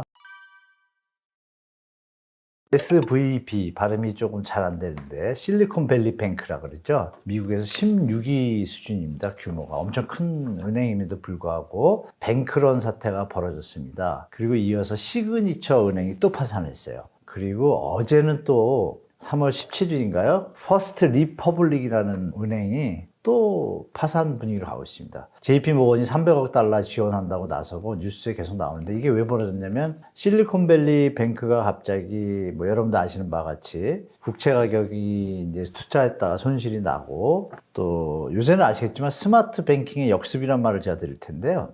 예전에는 돈을 찾으려면 은행에 가서 줄을 서야 되고 이랬어요. 그러니까 옛날에 IMF나 또 2011년 저축은행 부도 사태 때 보면은 그때는 다 가서 줄 서서 찾느라고 난리였는데, 지금은 시대가 바뀌었잖아요. 스마트 뱅킹으로 5초, 10초면 돈을 이체할 수 있습니다. 그래서 은행들이 사실은 벌벌 떨고 있습니다. 여러분들이 아시겠지만 지불준비를 들어보셨잖아요. 보통 8에서 10% 하는데 어느 날 30%의 예금주들이, 고객들이 동시에 인출한다고 하면 돌려줄 돈이 있을까요? 없습니다. 그 돈 다 대출해가지고 이자 수수료 수익 사업하고 있기 때문에 그 급한 돈을 메꿀 길이 없습니다. 지금 은행들이 벌벌 떠는 이유가 이어지는 게 나타난 거죠. 그래서 실제로 스마트 뱅킹의 역습이라고 표현한 건데요. 그전에는 이제 시장 주체, 사실 소유주죠. 돈을 맡긴 분들. 그걸 가지고 은행은 사실 중개 역할밖에 하는 게 아닌데 시대가 바뀌면서 금융산업자본주의가 발전했잖아요. 그러면서 주도권이 그쪽으로 넘어갔습니다. 그리고 대출을 받으러 가거나 예금을 맡기는 사람이 의뢰 입장이 된 게 좀 현재 자본주의인데 이게 이제 역습이 이제 시작된 거예요. 주주라고 해야겠죠. 엄밀히 말하면 실질적으로 주식을 갖고 있지만 그 은행에 실질 자산을 대주는 분들이 이제 예금주주들이잖아요. 그분들이 SVB 뱅크가 문제가 있다고 딱 소문이 나니까 지금 뉴스에는 안 나지만 미국 전역의 중소은행들이 뱅크런 막느라고 난리가 났습니다. 그 중에 하나가 지금 어제 또 퍼스트 리퍼블릭이 또 문제가 된 거예요. 그래서 급하게 이제 진화하느라고 나섰는데 여러분들이 기억하실 건 조지 소로스가 그분이 하신 말씀 있잖아요. This time is different. 이번엔 다르다. 이게 괜히 들을 말이 아닙니다. 그리고 그분이 자녀들과 함께 싱가포르로 이사를 했잖아요. 아시아 시대가 올 것이다 이런 얘기를 했어요. 그러니까 이게 다 연관성이 있겠죠. 그래서 요번에 이 파산 월가의 뭐 음모론도 있습니다. 미국이 이제 FOMC에서 금리를 올릴까봐 미리 하나를 슬쩍 그런 게 아니냐. 왜냐하면 여러분도 아시지만 은행이 파산하면 바로 하루 만에 모든 게 조처가 되기 쉽지가 않거든요. 그래서 이번에 아시겠지만 SVB가 터지자마자 24시간 만에 다 해결됐어요. 미국의 우리나라 예금보험공사 같은 그 FDIC가 바로 그냥 관제인으로 나서가지고 정리를 했잖아요. 그리고 인수 업체를 찾고 있을 정도로 신속하잖아요. 너무 빨라요. 그러면 이게 짜여진 각본이 아니었냐라는 설도 있고, 그리고 실제 미국에서 금리를 올리기에 좀 부담스럽겠죠. 이런 부분들이 좀 겹쳐서 여러 가지 시나리오가 존재하는데 중요한 건 이거죠. 아, 변동성이 심화됐구나. 지금 시장이. 예전에 없던 일들이 자꾸 일어나는구나. 이 팩트만 여러분들이 주시하시고 앞으로 시장에 대해서 당분간은 보수적인 자세를 취하시는 게 좀 합리적일 거라고 좀 말씀드리겠습니다. 저도 생각하지 못한 일이 벌어질 수도 있을 가능성도 있다고 봐요. 솔직히. 왜냐하면 스마트 뱅킹의 역습이라고 제가 말씀드려요. 어느 날 대한민국의 예를 들게요. 안 좋은 소문이 났다. 근거 없는 소문, 악담 이런 것들이. 근데 사람들이 동시에 심리가 움직여가지고 어느 한 은행, 우리나라를 할지라도요. 만약 어느 은행이 하나 있어요. 거기에 문제가 있다라고 소문이 난 걸 사람들이 믿는다고 생각해 볼게요. 돈을 다 찾을 거 아니에요. 근데 그 은행은 90%는 대출을 하는 상태잖아요. 대출이 회수가 됩니까? 지금 경기 침체 분위기 속에서. 그 은행은 돈을 메꿀 길이 없죠. 정부가 막아주든지 파산이죠. 간단합니다. 그러면 연쇄적인 금융위기가 날 수도 있는 시나리오는 1%라도 존재하는 건 맞죠. 그죠? 이게 자본주의의 문제점이라는 거는 뭐 다 알고 계실 겁니다, 여러분도. 그래서 맞아. 우리 돈 가지고 은행들이 움직이는데 사실 좀 묘하죠. 은행들이 뭐 최고의 성과를 누리고 뭐 샴페인을 터뜨리고 하는 모습이 달갑지는 않습니다, 사실 개인적으로. 공익적인 요소도 거의 없잖아요. 자기들 뭐 이익에 최선을 다해서 수익을 창출하는데 그런 부분이 부동산과도 연결되죠. 부동산 대출을 해줬는데 여러분들이 아시는 파생 상품이 있어서 또 대출을 MBS를 했다가 대출해준 돈을 다시 찾아서 또 90%를 또 대출하고 또 대출하고 이게 이제 통화 승수가 들어서 원본은 우리가 10억을 맡겼으면 그걸로 90억을 대출해 주는 거예요. 신용통화가 너무 방대해지니까 당연히 거품이 끼겠죠? 그런 것들이 지금 문제가 일어나는 하나의 어떤 팩트들이 지금 나타나고 있다. 그래서 잠깐 조정이 좀 필요한 건 맞다. 이게 한없이 부풀릴 수는 없잖아요. 그런 부분은 우리가 한번 염두에 두고 경제 상황을 지켜보는 게 좋을 것 같습니다. 지금 FOMC 지금 딜레마에 빠졌죠. 신기한 것은 일주일 만에 금리 인상 빅스텝 갈 거라는 얘기가 얼마 전까지도 있었잖아요. 그러니까 이제 우리 경제를 좀 아시는 시청자분들은 정말 이상하다 생각하실 거예요. 아니, 물가가 오르고 PC라고 소비자 지출 가격 지수도 엄청 오르고 고용도 너무 좋고 이거는 거품이 더 생길 소지가 있기 때문에 금리를 올려야 되는 건 맞거든요. 맞는데 일이 터졌어요. 그러니까 이게 뭐냐면 버블이 어떻게 화폐를 총괄하는 데서 지금 헤매고 혼돈이 올까요? 뭐가 문제가 있잖아요, 여러분. 그냥 상식적으로 보시면. 그러니까 그런 부분에서 그럼에도 불구하고 그냥 방치하면 어떻게 될까요, 여러분? 미국의 은행이 뭐 몇만 개 있습니다. 몇천 개, 몇만 개 되는데, 미국에서 은행들 파산하고 이럴 때 보면 몇백 개씩 파산하고 그랬어요. 한두 개는 사실 큰 일도 아닙니다. 근데 이제 뉴스에 지금 과대 보도가 되고 있죠. 그래서 이런 부분을 생각해 보시면 어떤 시나리오가 있는지 제가 잘 모르겠어요. 그렇지만 시나리오가 움직이는 느낌도 있고 실제 실물 경제 때문에 생각해 보세요. 금리 인상이 5% 됐다고 해서 아니 자기들이 관리를 잘했으면 무슨 문제가 있을까요? 그렇죠? 그러니까 뭐가 문제가 있는 거예요. 여러분. 여기까지만 말씀드려야지 이것만 갖고도 두세 시간 뭐 미국의 화폐 역사부터 해서 뭐 파생 상품의 역사 튀어나오기 시작합니다. 파생 상품들이 지금 아까 말씀드린 대로 신용을 자꾸 불려놨잖아요. 그러니까 이런 부분이 조정이 될 시기인 것 같아요. 제가 봐도. 그래서 미국도 양적 완화 하겠다는 얘기 없잖아요. 이 상황에서. 도리어 금리를 올릴 것이냐 동결할 것이냐잖아요. 우리가 이제 흐름을 잘 봐야죠. 난리가 났으면 금리를 빨리 인하해야죠. 그래야 문제가 안 터지는데 그 얘기가 없어요. 인하 얘기는 없고 동결할 거냐 올릴 거냐 이러거든요. 워치라고 있어요. 워치를 보니까 하루 만에 이제 해결이 됐잖아요. SVB가. 그리고 리퍼블릭도 JP모건이 바로 나서가지고 300억 달러 지원하고 막 이런 식으로 좀 추스린 형태가 되다 보니까 빅스텝은 무조건 못 밟을 것 같아요. 그죠? 그러면 0.25는 올릴 것 같다. 그 얘기는 뭐냐면 조금 안정돼도 물가 안정에 대해서는 계속 가겠다는 뜻을 던지는 거고요. 그래야지 이제 서로 같이 다 사는 건데 0.5는 올릴 것 같은 느낌이 저는 좀 강하고 그러니까 조금 변동성이 심하다 이렇게 좀 말씀드리겠습니다.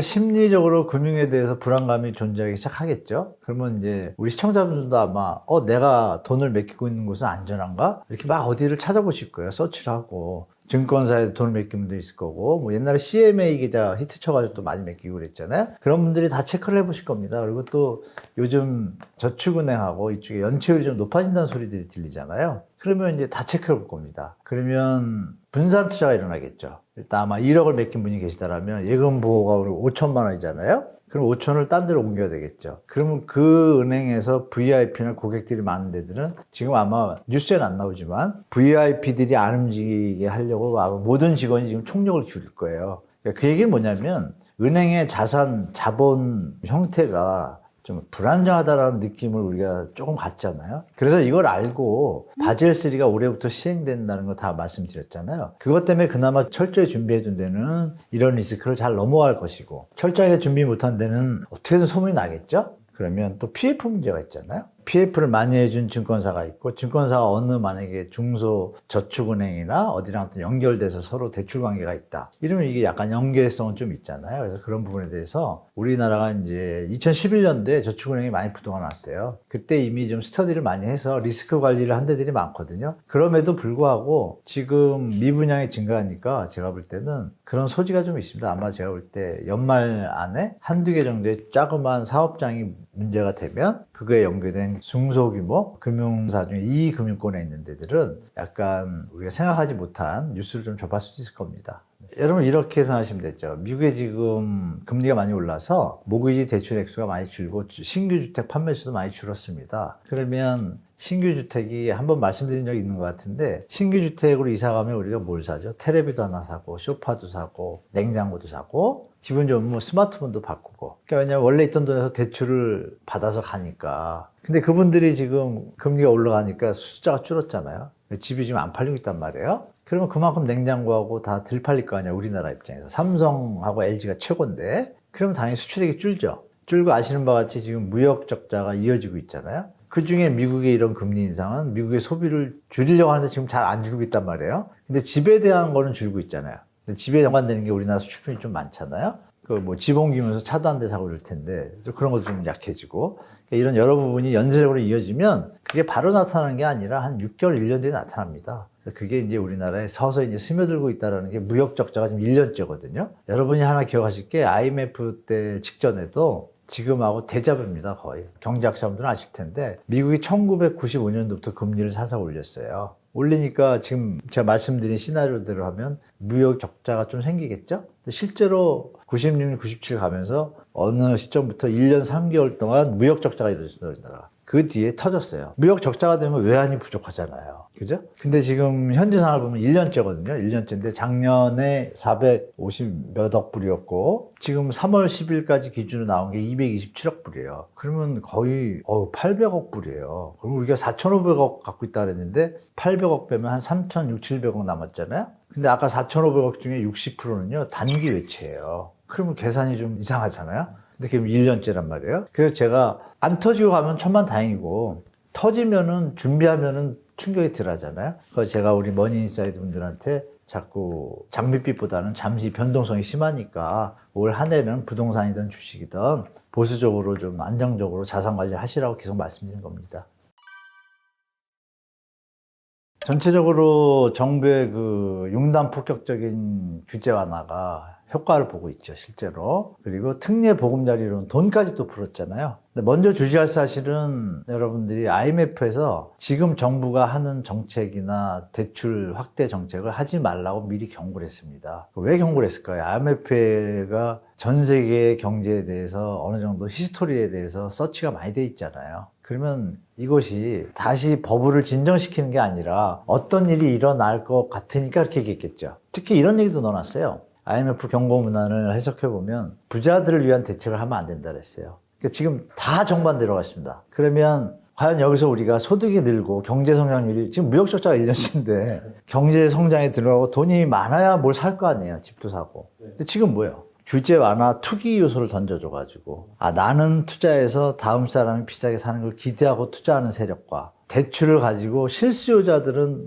일부 있겠지만 지금 대출 금액의 구조를 보면 특례보금자리론에 70%가 다 6억 이하예요. 보니까 제가 계산해 보니까 7억 8억 이하고 나머지 고가들은 올라갈 이유가 없는 지금 올라가요. 분위기 때문에. 그렇죠? 그리고 특례보금자리는 지금 39조 6천억인데 계산을 해보면 지금 뭐 올라가는 건 생각해 보세요, 여러분. 집이 막 있었다가 어느 사람이 2억이 있는데 주택가격이 많이 내려왔어요. 그러면 10억이었는데 한 6, 7억까지 내려왔단 말이에요. 근데 내가 전세를 한 5, 6억에 들었었단 말이에요, 그 사람이. 분명히 전세 대출 받고 2, 3억 있으니까. 가만히 생각해 보니까 그럼 그냥 살까 이런 충동이 들게 됐죠. 실수요자조차도 5억인데 내가 한 3, 4억 더 받아서 4억이면 4%니까 한 달에 120, 130만 원 내고 왜? 지금도 전세대출을 받아가지고 3억이면은 대충 뭐 한 7, 80 낸단 말이에요. 더 내려나? 100만 원 가까이 내네요. 거기서 이제 혼동이 오니까 넘어갈 수가 있잖아요. 그러니까 그분들이 이제 수요가 등장하니까 그러면 팔리니까 어떻게 돼요? 그 집값이 1억 더 받으려는 사람들이 나오게 되고 그럼 이 계산이 끝나는 시점이 언제예요? 이 보금자리론이 소진됐을 때죠. 근데 지금 벌써 17조 5천억 소진됐어요.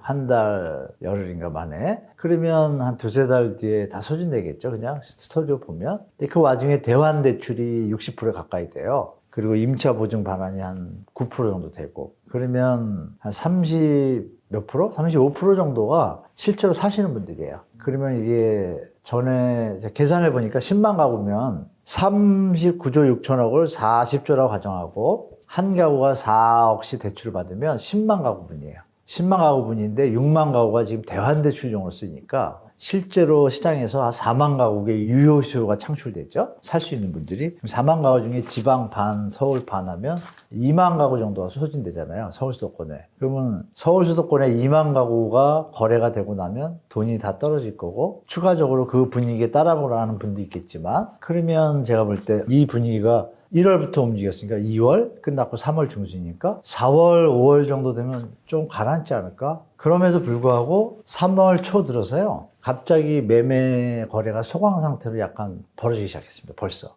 3월 10일, 15일 되면서 그 얘기 뭐냐면 말씀드린 대로 전세 대출이 있는데 돈 보태서 들어가려는 실수자들이 갑자기 1억을 더 올리니까 1억의 부담이 더 생기니까 그 아주 쬐고만 차이지만 그 임계점을 못 넘는 현상들이 지금 많아진 거예요. 제가 볼 때 조금 더 지켜봐야겠지만 주택가격이 상승하기에는 한계가 있다. 더 올라가면 사람들이 또 외면할 것 같아요. 그래서 적정 가격이 유지가 되면 이어서 뭐 이렇게 갈 텐데 지금 언론들이 자꾸 뭐 급매물은 팔리고 올라가고 있다 막 하는데 실제 시장 가보면 물건이 너무 많아요. 지금 서울이 2,000개 늘어났다 그랬는데 3,000건이라고 해도 물건이 4만 개가 있으면 95% 물건이 넘치잖아요. 그래서 실제로 똑똑하신 수요자분들은 많이 다녀서 그런지 또 저렴하게 사세요. 근데 급한 분들, 성격 급하시고 조금 투자나 투기성 있으신 분들이 5천, 1억 더 주고 사다 보니까 상승을 해요. 이렇게 좀 움직이는 혼동된 시장인데 요 기간이 한두 달에서 두세 달은 좀 이어질 것 같아요. 그 뒤는 어떻게 될까요?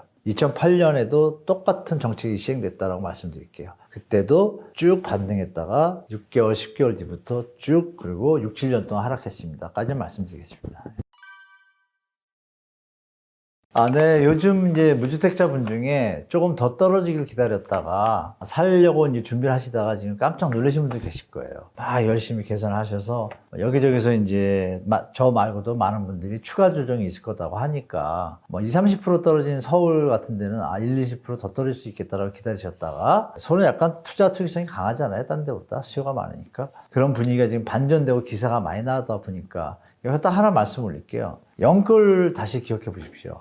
제가 제 유튜브에도 올려드렸는데 영끌2 조심해야 라고 썼습니다. 그러니까 제가 아는 식견으로는 물론 정말 정부가 돈을 퍼부어서 집값이 대출로 또 떠받칠 수는 있습니다. 그러나 아시는 바와 같이 누가 봐도 비싼 집값이잖아요. 정상적인 집값이 아닌 건 누구나 알고 있습니다. 그러면 투기 세력과 일부 친시장적인 언론사들이 지금 부추길 수밖에 없죠. 그들은 팔고 나가야 되니까. 그죠? 일반 정상적인 실수자들은 사실 기다리고 있습니다. 사지 말라 그래도 적정한 때면 사려고 다들 준비하고 계실 거예요. 심하면 어떤 분은 전세로 사시다가 돈을 조금이라도 불리고 싶어가지고 월세로 바꾸시고 그 특판예금 있었잖아요. 5.5% 막 팔 때 그때 월세가 한 3.5에서 4%밖에 안 됐어요.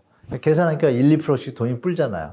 그러니까 바로 그냥 월세로 가시고 그냥 간 겁니다. 왜? 전세 나중에 빠지고 이렇게 피곤하니까. 똑똑한 신혼분들은 그런 부분도 많았어요. 그분들 중에서 이제 지금 혼돈이 올 수도 있겠죠. 이게 뭐야. 조금 아끼려고 불려고 했는데 도리어 올라가? 지금 뉴스가 도배를 하고 있으니까. 그럼 여기서 이제 발동 걸려서 그래 4% 우대 받으면 뭐 3.9 간다 하지만 우대 안 받으면 4.25 뭐 4.5 이래요. 근데 여기서 여러분 아실 게 조금 이렇게 제가 말씀드린 정상적인 이런 분들은 들어보실 게 뭐냐면 신용점수라는 게 있어요. 근데 이 5억 대출이요. 잘 들어보세요, 여러분. 제 생각이에요, 이거는. 참고하시면 좋은데 5억 대출을 아무나 해준다는 건 좀 웃기잖아요. 나중에 어떡하려고요. 지금 신용점수가 제가 알기로는 980점, 1000점 기준으로 아는데 옛날에 신용 등급을 했는데 바뀌었습니다. 신용점수로 바뀌었는데 제가 정확하게 알고 있는지 모르겠지만 신용점수가 모 기사에서 잠깐 봤어요. 등급이 다른지 모르지만 틀릴 수도 있는데 아마 맞을 겁니다. 그러면 보통 1등급이 한 900점 이상이거든요. 옛날로 말하면. 그럼 상식적으로 500점 이상은 돼야지 대출이 해야 은행도 안전하잖아요. 근데 지금 그 점수가 몇 점이냐면요. 제가 얼핏 본 게 271점 이상이면 다 해줘요. 소득 안 따진다는 거예요. 좀 문제가 있죠. 상식적으로 딱 들어도 여러분. 그러면 다행인 건 또 그 와중에 대환대출 해가지고 무리하게 갭투자한 분들한테는 조금이 되죠. 능력이 안 되는데 무리하게 갭투자하신 분들 있잖아요. 이분들은 살아날 수는 있어요. 버티기에 도움이 돼요. 그죠? 그런데 그분들이 그럼 계속 소득이 발생해야 되는데 문제가 터지면 어떻게 돼요? 문제가 계속 잠재해 있잖아요. 지금 막 어려울 때 이분들이 만약에 정리를 했다. 그럼 주택가격이 조금 더 내려와서 안정적인 가격이 됐을 때 시장에 올라가는 게 좋은데 지금 또 제가 볼 땐 떠받치고 있다고 봐요. 그러니까 미국도 뭐 왜 묻어놨죠? 그때 서브프라임이 소득이 없고 능력이 안 되는데 무리하게 대출해 준 거예요. 근데 이번에는 또 뭐냐? 이거를 정부가 보증쓰잖아요. 특례보금자 이론을. 그러니까 국민 세금을 갖고 국민들을 이게 좀 얘기가 좀 빠졌는데 요점 뭐냐면 그런 고민하시는 분들 입장에서 그 고민의 정도가 자기의 정신건강을 해칠 정도면 사셔야 됩니다. 그렇죠? 사셨는데 사시고 나서의 생활이 그 4% 고정금리를 받아서 사고 싶은 집은 5억짜리 사면 충분한데 부담이 적으니까. 근데 또 사람 욕심이 좋은 집을 사고 싶잖아요. 7억짜리 사게 되면 일단 뭐 해주니까 대출을 2억에 대한 이자는 한 6, 70만 원을 더 내는데 이게 만약에 주택가격이 안 오르고 계속 이어지면 어떻게 될까요? 또 병이 생길 수도 있어요. 그러니까 무리하시지만 마라. 근데 고민하실 것이 아니라 본인이 계신 지역이 적정 가격을 많이 내려왔는데 사람들이 막 올라간다는 건 뭐예요? 여러 작전 세력이나 언론의 영향도 있지만 실제 실수요자가 늘어난 것도 있잖아요. 그래서 그런 분들은 유튜브를 막 보시면 그 지역에 거래량이 있습니다. 그리고 매물량이 있어요. 그러니까 매물량이 1000개인데 거래가 옛날에 10개였다가 50개로 뛰면 5배가 늘었잖아요. 근데 남은 게 몇 개예요? 950개잖아요. 이런 시장 상황을 파악하신 다음에 언론에 휘둘리지 마시고 부동산 공인중개사를 7군데 이상 가세요. 휴일날 이틀 동안 잡아서 다니시면 그중에 어떤 얘기들이 나옵니다. 종합해 보시면 시장상에 보여요. 그래서 저는 개인적으로 예전에 2008년도에도 데드캣 바운스가 일어난 다음에 7년 동안 제가 내렸다고 말씀드리잖아요. 그 일이 안 벌어진다라고 누가 얘기하겠어요. 그걸 감안하셔가지고 조급해 하실 필요는 없고 지금 올라가는 속도가 느리잖아요. 상승 반전 이러는데 10억, 20억짜리 5천, 1억 호가만 올라가고 제가 볼 땐 호갱인 거죠. 그분들이 사는 경우가 있는데 물론 호갱이 아닌 분도 있어요. 실수요자가 너무 피곤하니까 어느 정도 내려왔구나. 그래서 송파와 광동과 좀 많이 내려왔잖아요. 딴 데보다. 그러니까 그쪽 지역이 좀 거래가 많은 거예요. 그러니까 많이 내려온 데는 지금 그분들이 따라 붙은 거고 덜 내려온 데는 그렇게 많이 안 붙었어요. 그러니까 이 시장의 흐름에 대해서 좀 중장기적으로 조급해하지 마시고 좀 체크하셨으면 좋겠다 말씀드리겠습니다. 추가적으로 강남 3구에 지금 6월, 7월 되면 또 대규모 입주 물량이 터집니다. 6,000세대짜리가. 그러면 시장 또 바뀌겠죠? 그때는 특례보금자리도 다 끝났죠? 이런 것도 한번 생각해 보시기 바랍니다. 강남 개포자의 프리던스가 3,375세대인데 작년 연말부터 이게 시작을 했습니다. 매물이 나오기 시작하고 입주가 2월이었으니까 그 최근에는 이제 뭐 유치원하고 문제로 어린이집이죠. 어린이집하고 문제로 인해서 좀 입주 중단이 됐는데 입주 중단한 세대는 한 3,400세대 되고요. 그 와중에 이제 여러분 팩트를 이제 말씀을 어제 날짜 3월 19일 날짜로 제가 개포자의 프레이던스 3,375세대라고 그랬잖아요. 거기에 매물을 체크해 봤더니요. 전세가 1,200~1,300개, 월세가 1,200~1,300개입니다. 깜짝 놀라시죠? 제가 한 얘기가 아니라 네이버에 딱 써져 있습니다. 저도 보고 놀랐어요. 많이 좀 소화됐을 줄 알았는데 소화가 안 된 거예요, 지금. 그러면 3,375세대 중에 2,500세대가 전세 월세로 매물이 나와 있다니. 그러면 분명히 뭔가 좀 이상하죠? 여러분 딱 들으시게도. 근데 그 와중에 입주하는 사람들은 이분들 다 소유주들이 아니고 다 전세하신 분들일 거예요. 날짜 맞춰가지고 들어가시는 분들 3,400분이 지금 못 들어가고 피해를 보고 계신데 그럼 뭔가 좀 이상하잖아요, 조짐이. 그래서 실제로 여러분 개포주공 6단지라고 옆에 있어요. 재건축 할 때. 이 자이프레젠스가 여기 있고 가까워요. 가까운데 여기가 작년에 전세가 여기는 이제 그러면 전세 가격이 싸져요. 왜 싸지냐면 언제 재건축을 하게 되면 철거를 하면 나가야 되잖아요. 그러니까 4년, 2년 거주 이게 불안한 거예요. 그래서 전세 가격이 싼 게 5억이었어요. 작년 여름, 가을만 해도. 근데 지금 2억입니다. 왜 2억이죠? 여기 개포자의 프리던스가 안 나가니까 가격을 낮출 거 아니에요. 그 작년에 13억 하던 게 7억, 6억으로 내려온 게 1월 달이에요. 근데 지금 말씀드린 대로 3월인데도 아직 물건이 많잖아요. 갈 사람이 왜 없죠? 그래서 지금 이런 얘기 나오잖아요. 뭐 세입자한테 협조 빌어 이게 뭐냐. 강남에 사시는 전세입자들 중에서 글로 넘어가고 싶은 사람이 많을 거 아니에요. 그죠? 붙잡는 거예요. 이런 시장 상황에 대해서 뉴스가 조금 1월 달에 좀 많이 나오다가 1.3 대책하고 특례보금자리로 묻혔잖아요. 그 수면 아래에 그게 움직이고 있잖아요, 여러분. 그러니까 이거를 만약에 기자분들이 두 개를 같이 잘 조명해 주면 아, 이게 시장에 막 덤벼들 게 아니다라는 좀 판단이 되지 않을까요? 그래서 개포자의 프리던스 뿐이 아니라 강남에 예전에도 말씀드렸지만 24,447가구 들어옵니다. 올 한 해만. 강남 4구만요. 나머지 12,000가구가 강북 지역하고 이렇게 들어오는데요. 만만치 않습니다. 제가 볼 때 시장. 왜? 이 많은 것을 이전하려면 강남 슈퍼 역전세 올 한 해 터진다. 뭐 이런 얘기 많이 드렸는데 올 한 해는 역전세 때문에 주택 가격이 상승하는데 한계가 있다고 저는 계속 말씀드리겠습니다. 다만 특례보금자리론과 1.3 대책으로 인해서 바닥에 떨어진 데는 주택 가격하고 갭이 줄어드니까 투자하기가 좋으니까 영끌이 아니라 그 전에 갭튀기 하셔가지고 영끌하는데 팔았어요. 돈이 남았잖아요. 이분들이 지금 하시는 거예요. 제가 볼 때. 딱 그 타임인 것 같아요. 그러니까 이런 거 실수요자와 투자자의 어떤 흐름에 대해서 전체적으로 우리가 봐야 되겠다. 그럼 물린분은 지금 어떻게 하고 있어요? 지금 막 싸게 팔려고 그러잖아요. 이런 거 같이 보셔라. 그리고 경제 상황이 어때요? 그렇게 안 좋잖아요. 안 좋은데 뭐 나 혼자 도개청청하기 쉽지는 않잖아요. 그래서 전체 같이 보시고 그래서 개포자의 프리던스 뒤에 또 원베일리라고 또 몇천 세대 들어오고 계속 물량이 많이 나와요. 그래서 그런 부분 염두에 두시고 혹시 전세를 이전하고 계실 분 계시면 그 물량이 들어오는 지역에 가셔서 미리 공인중개사 친해 두시면 저렴하게 또 계약갱신권 활용하시면 4년 사시잖아요. 편하게 이런 거 활용해 보셨으면 좋겠습니다. 지금 정부가 던진 게 마치 그런 역할이에요.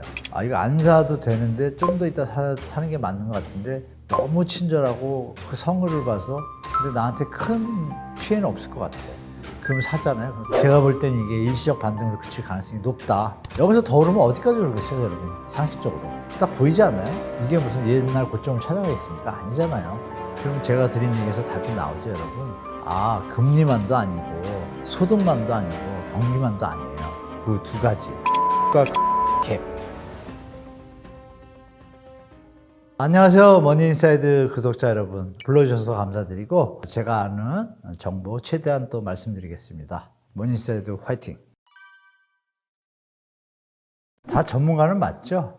일반 분들보다 부동산을 더 분명히 많이 접했고 내용도 좀 많이 알겠죠, 여러분보다. 다만 이제 가짜라는 전문가가 붙는 이유는 시장 상황에 대해서 이제 팩트보다 본인의 관계된 뭐 수익이라든지 연결된 업체 이런 비즈니스 관계 때문에 본의 아니게 이제 팩트에 추가된 내용들이 약간 과장될 경우도 있고 또한 정확한 논리 없이 단순하게 상승, 하락 이것을 이제 얘기하시는 분들도 종종 계시죠. 그러나 요즘은 이제 정부 데이터가 일단 정부 공공기관도 그렇고 일반 민간기관도 데이터가 많이 축적이 돼 있어요. 그래서 그것만 정확하게 전달해도 사실은 가짜라는 단어가 나올 필요가 없는데 그걸 이제 정확하게 전달 안 하고 예를 들면 이런 거죠. 신고가가 하나고 하락한 게 10개예요. 그러면 뉴스가 어떻게 나가야 될까요? 신고가가 하나가 나왔습니다. 그러나 10개가 하락거래니까 시장이 신고가가 됐다고 상승으로 볼 수 없다. 뭐 이런 내용으로 가면서 전문가의 말을 첨가하는 그런 기사가 돼야 맞는데, 우리 시청자분들도 아시다시피 기사가 신고가 그것만 나오죠. 그러니까 이제 혼돈하고 집값이 또 오르는 거야 하는 불안감까지 갖게 되고, 또 다주택자 입장에서는 역시 오르네라고 시장을 오판하게 되죠. 그런 부분이 이제 가짜 전문가, 가짜 기자, 일명 기레기 이런 얘기가 나오는 게 이제 그런 연유 같습니다. 그래서 점점 이제 유튜브가 이렇게 발전하면서 팩트를 정확하게 전달하는 전문가라든지 학자분들이 이제 많아지면, 제가 볼 땐 그런 예전에 일반인들의 어떤 갸냘픈 탐욕과 욕구를 건드려서 자극을 줘가지고 시장을 왜곡시키는 형태의 언론 기사나 유튜브 분들은 제가 볼 때 오래 살아남기 힘들 것 같다라고 말씀드릴 수 있겠습니다. 제목, 그러니까 이제 기사의 제목에 절대 휘둘리지 마십시오. 기사의 제목이 보통 그 기사 내용에 축약된 내용을 앞에 담아야 되는데, 요즘 기사의 패턴은 어떠냐면 거래량 급증, 바닥 찍고 반등하고 물음표를 딱 쳐요. 그러면 누가 봐도 그 제목만 보면 거래량은 많이 늘었고 가격이 오르기 시작했구나. 기사 내용을 들어가 보면 제가 한 10개 봤거든요. 10개 내용이 요즘 패턴인데요. 그 오른 내용에 대해서 씁니다. 거래량이 저번 달에 비해서 얼마 올랐다. 근데 그 저번 달 평상시에는 1000개였는데 만약에 100개로 떨어졌어요. 폭락을 했어. 거래가. 200개가 됐어. 그러면 100% 신장했잖아요. 100% 급증. 그러면 급증 같은데 100점에서 한참 멀잖아요. 예를 들면 학생이 90점, 80점이 대부분이 맞는데 어느 학생이 10점을 맞았어. 그 학생이 갑자기 20점으로 뛰어오른 거야. 그 학생이 성적이 상당히 향상됐으니까 아니잖아요. 근데 기사를 그것만 쓰는 거죠. 10점에서 20점으로 급상승했다. 그것만 보면 속죠. 부동산 특히나. 그래서 그런 맥락에서 보시면 제목만 보시면은 진짜 당할 수가 있다. 잘못하면. 그래서 이렇게 특례보금자리론이나 13대책이 나와가지고 어떤 그 팩트를 알고 있는 상태에서 이런 기사를 접하면 불안감을 갖게 돼요. 살까 말까, 좀 더 조정이 되면 살려고 했던 분들이 그냥 사자, 머리 아프다, 이런 경우가 생겨요. 기사만 보면 그렇게, 제목만 보면 그렇게 되는 거고, 내용을 쭉 읽어보셔야죠. 그럼 그런 기사들이 지금 제가 보니까 95%가 처음에 쭉 가다가 뒤에 한 3분의 1에서 4분의 1이 어떻게 되냐, 그런 데라든지, 아니면 현장에서는 그런 내용을 조금 써놔요. 왜? 나중에 욕 안 먹으려고. 면피용으로. 그러니까 여러분들이 기사를 끝까지 봐야 됩니다. 그래서 그런 부분에서 좀 시간이 걸리니까 피곤할 수 있으니까 제목은 절대 보시면 안 됩니다. 제목은 유튜브도 요새 썸네일만 보고 들어가잖아요. 그러면 낚인다 이런 거 하잖아요. 똑같습니다. 낚이지 마시고 여러분이 낚으려면 내용을 들어가서 중간중간을 찍어보시면 될 것 같습니다. 특례보금자리론. 론은 들어갔잖아요. 특례보금자리론. 보금자리는 뭐예요? 집이잖아요. 집에 대한 대출을 특별하게 어떤 다른 조건을 준 거예요. 그 조건이 뭐냐면, 여러분들이 아시는 올해 2023년도부터는 제가 머니인사이드에서 자주 말씀드렸죠. 2023년도부터는 바젤3가 시행돼서 DSR을 풀어주기가 힘들 거다. 자꾸 그런 얘기하는 건 믿지 말라 그랬는데, 풀 길이 없다 보니까 정부에서 묘안을 낸 거예요. 정책자금이라는 빈틈을 활용해가지고 일반 금융기관에는 그거를 적용하면 안 돼요. 그러니까 정책자금이 들어가가지고 정책자금을 중간에서 하는 역할을 은행들이 하고, 위탁이죠. 위탁 형태죠. 그런 걸 취했는데 조건이 이제 묻지도 않고 따지도 않고, 그러니까 소득이 있건 없건 5억까지는 일단 그냥 해주는 거예요. 이게 이제 시장을 펌핑할 수 있는 요건이 되는 건 다 알죠. 갭 투자를 해봤던 분이나 이제 막 하려다가 가격이 하락해가지고 움찔했던 분이 집값들이 조금 내려왔잖아요. 그럼 혼자 계산을 합니다. 5억짜리 집인데 전세를 1억 5천, 2억은 받을 것 같아. 그러면 3억을 대출을 받는다. 근데 4%다, 이자가. 그러면 3년 뒤에 이자를 계산해보니까 3억이면 4%니까 1200. 1년, 3년 동안 하면 3600. 그러니까 사인하고 세금하면 한 4천, 5천 정도 투자하고, 자기 돈 들어가는 게 없죠? 사인했으니까. 계약금은 좀 들어갈 수 있죠. 그러면 3년 뒤에 시장이 바뀔 수도 있다라는 장밋빛 희망을 가지면 4, 5천 투자했는데 집값이 지금 많이 내려왔는데 5억인데 6억이 됐다. 5천만 원을 넣었는데 6억이 되면 1억이 올랐잖아요. 수익률이 엄청나죠. 100% 넘으니까. 그런 계산을 한 분들이 지금 들어갔을 거예요. 들어간 분도 계시고, 실제 수요자들이 지금 자기가 한 2, 3억 있었는데 집값이 더 내려오면 한 3억 정도 대출 받고 사고 싶었는데 이자가 너무 비싸서 엄두도 안 났어요. 근데 지금 정부가 던진 금리가 고정금리인데 4%를 하니까 4%를 계산하겠죠, 사람들이. 아, 내가 한 달에 버는 소득하고, 내가 350을 버는데 4%를 하니까, 돈이 얼마 나가는구나. 그럼 그 값에 맞는 주택가격이 나오잖아요. 그 주택가격을 할까 말까 고민하다가, 됐다, 할 수도 있죠. 왜냐면 결정적인 게 뭐냐면, 나중에 금리 인하가 되면 손해다라는 인식 때문에 고정금리니까. 근데 정부가 그 빈틈을 알고, 나중에 금리가 인하하면 대출을 갈아타서 좋다라고 던진 거예요, 조건을.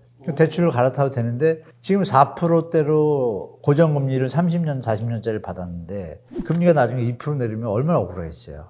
나올 수가 없으니까.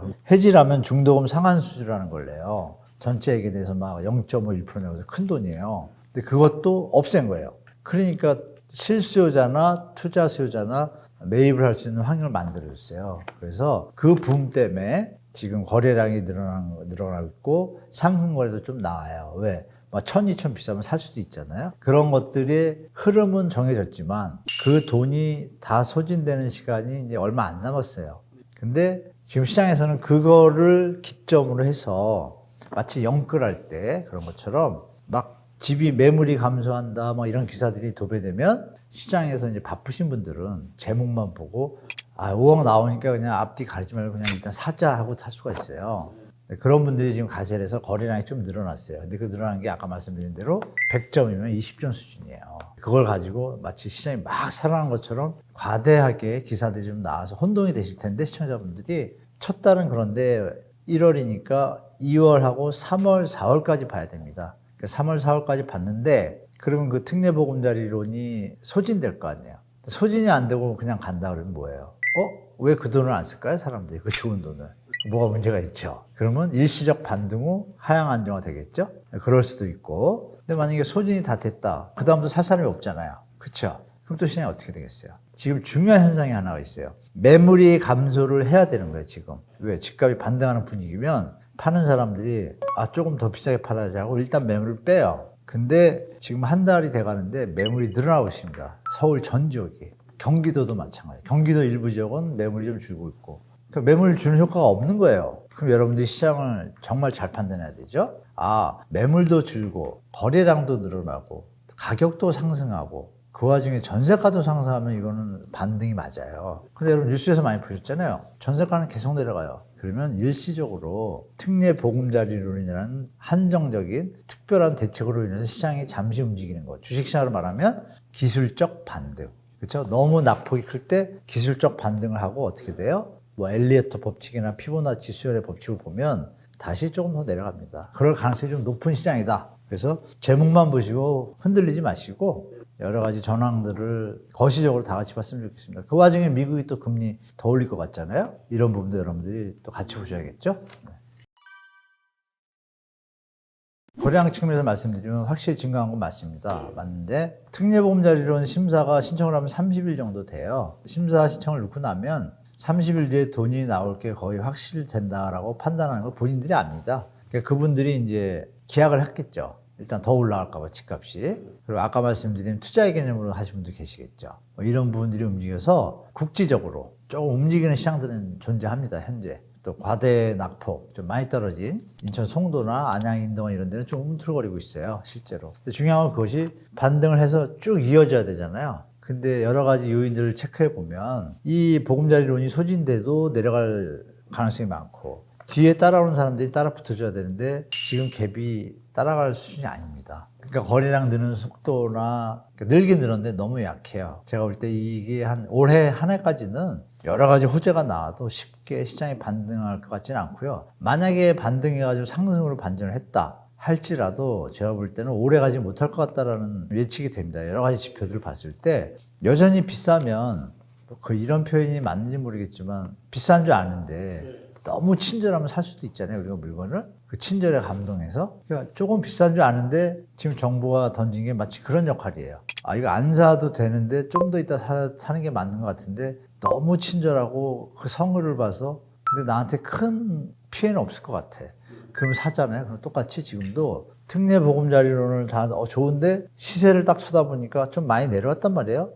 그래 내가 사도 많이는 더 안 내려갔구나. 그래서 사시는 분들이 꽤 있어요. 그래서 거래량이 증가하는 게 추세적으로 최소한 서울 같은 경우에 월 거래량을 따지면 아파트만요. 평소에는 제가 서울의 아파트 평균 거래 건수가 한 달 기준으로 6,100 정도라고 말씀드렸는데요. 한 1, 2주 전에 다시 한번 싹 국토교통부하고 부동산원 자료를 조금 틀린 것들도 많아요. 다 해가지고 크로스 체크해 보니까 7,000개 가까이 되더라고요. 6,900 몇 개가 나와요. 만약에 6,900개라면 평균값의 개념에서 지금 2,000개는 전혀 의미가 없죠. 그죠, 여러분? 그래서 그렇게 보시고, 우리가 영끌할 때 한 달에 15,000개, 그 다음 달에 11,000개, 또 미친 집값일 때도 한 12,000개 막 이랬어요. 박근혜 정부 때 또 막 빚내서 집사할 때도 한 달에 12,000개, 13,000개 막 이랬어요. 그러면 상식적으로 야, 6, 7,000개는 돼야 집이 지금 상승하는구나 느낌이 들잖아요. 근데 지금 거래량 늘었다는 게 1월 달 거래량이 이제 조금 있으면 마무리가 되겠지만 2,000개를 넘을까? 뭐 이런 생각이 들 정도니까 조금 효과가, 규제 효과가 생각보다 없다. 그 얘기 뭐냐면 일반 대중들이 아직도 집값이 비싸다라고 판단하신 것 같습니다. 그래서 제가 볼 때 거래량에 너무 휘둘리지 마시고 전국적으로 평균값이 있고 서울의 평균값이 있는데, 서울이 평균값이 이제 뭐 4천 뭐 이런 소리 나오면 그때부터 움직이셔도 전혀 늦지 않다라고 말씀드리겠습니다. 갑자기 불타도 그거는 제가 볼 때 잠시 지나면 꺼질 것 같아요. 더 불타가지고 예전에 뭐 90% 수준, 100% 수준 간다? 그거는 지금 경제 상황하고 너무 안 맞거든요. 기본 원칙인 금리가 오르면 자산 가격은 조정을 받게 돼 있거든요.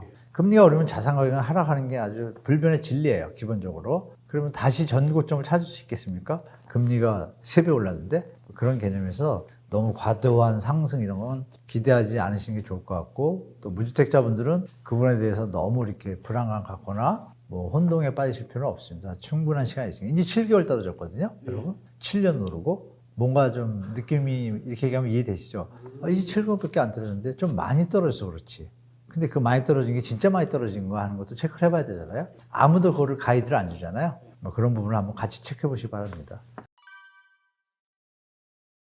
제가 보는 관점을 말씀드리겠습니다. 금리가 부동산의 직격탄이다. 그 말도 맞습니다. 근데 1차적인 근본적 원인은 아닙니다. 2차 요인입니다. 1차 요인은 다른 데 있습니다. 근데 그 2차 요인에는 또 여러 가지가 있어요. 뭐 경제 상황도 있고, 뭐 정부의 정책도 있고, 대출 정책, 뭐 이런 부분도 다 있는데요. 그게 이제 같이 시너지 효과를 일으키는 경우가 있고, 그런데 결정적인 건 뭐냐면 이렇게 구분하면 참 좋으실 거예요. 금리가 만약에 5%예요. 5%인데 여러분 소득이 매년 10%가 늘어요. 그 경제 성장률이 한 12%예요. 그럼 어떤 일이 벌어지죠? 경제가 좋다는 얘기고 소득이 느는데, 그러면 사람이 뭐 차 사고 뭐 하고 옷 사고 다 하고 나면 그다음에 뭐 하죠? 집 사죠.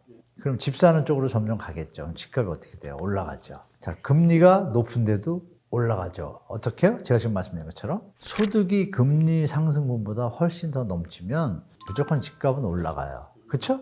상식적이잖아요. 3년이 지나든 4년이 지나든 소득이 더 쌓이니까 집값이 올라가겠죠. 왜? 물건은 그대로인데 공급이 만약에 없더라면 돈이 늘어나니까, 통화량이 늘어나니까 물가는 당연히 오르겠죠. 그 중에 하나예요, 부동산도. 그런데 만약에 금리가 내려갔는데도 안 올라가는 일본의 예를 보면, 그럼 왜 그럴까요? 소득이 그 금리만도 못하니까.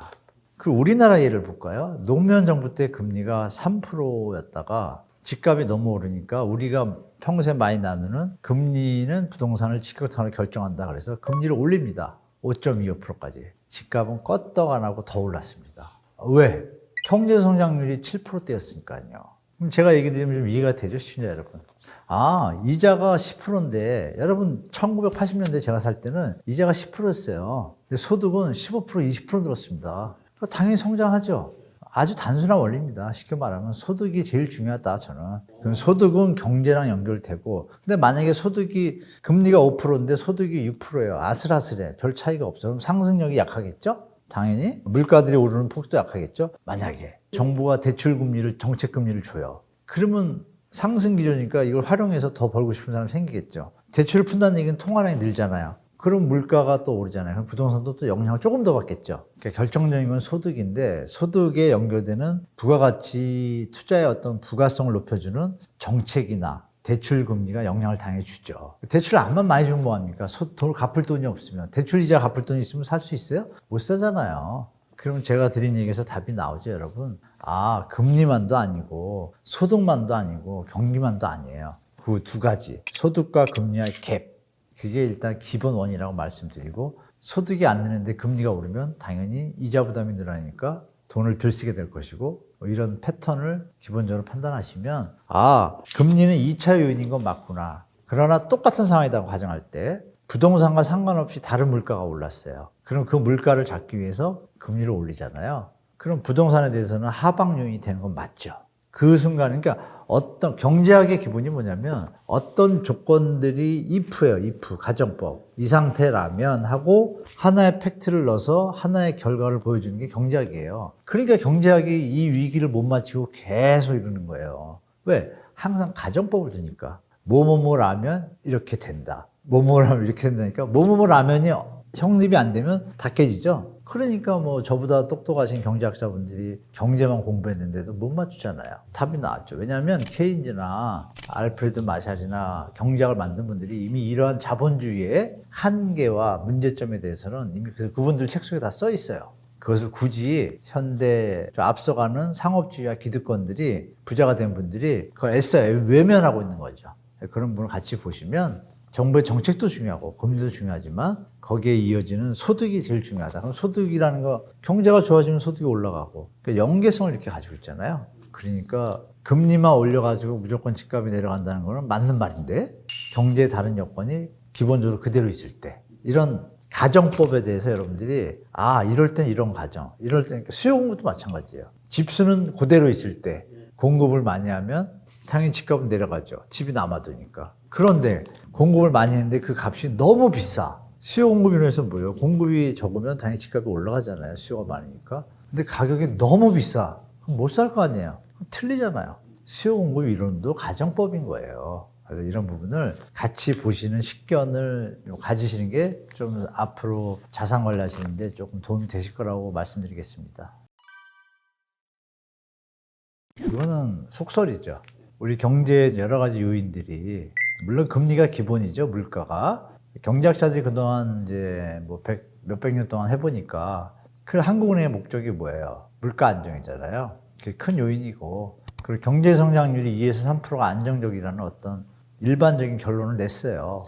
법에는 안 나와 있잖아요. 경제 성장률이 2%, 3%가 안정적이라는 게 법에 나와 있습니까? 증명됐습니까? 아니죠. 그냥 역사 속에서 국채라는 거 여러분들 아실 거예요. 국채 금리가 왔다 갔다 하는데 그나마 몇백 년 역사를 보니까 국채 금리가 2에서 3% 이런 기준 속에서 경제 성장률도 한 2에서 3%일 때가 돈도 적당하게 잘 돌고 시대가 좀 안정적인 시대가 많았어요. 그래서 그거를 목표로 한다는 역사는 제가 알고 있는데 그거를 어느 학자가 논문으로 1에서 2, 3%다고 한 걸 아직 못 봤어요. 여러 경제학자분들, 교수님들하고 다 여쭤봐도 처음에 당황해요, 제가. 아니, 근데 내가 경제 공부를 해보니까 교수님, 경제 성장률 2에서 3%가 제일 안정적이고 정상적이라는 게 어디 나와요? 그러면 글쎄, 왜 이렇게 되는 거죠? 그래서 이런 부분에 대해서 우리가 경제학이 완벽하진 않다. 경제학과가 설립한 지 불과 120년 됐잖아요?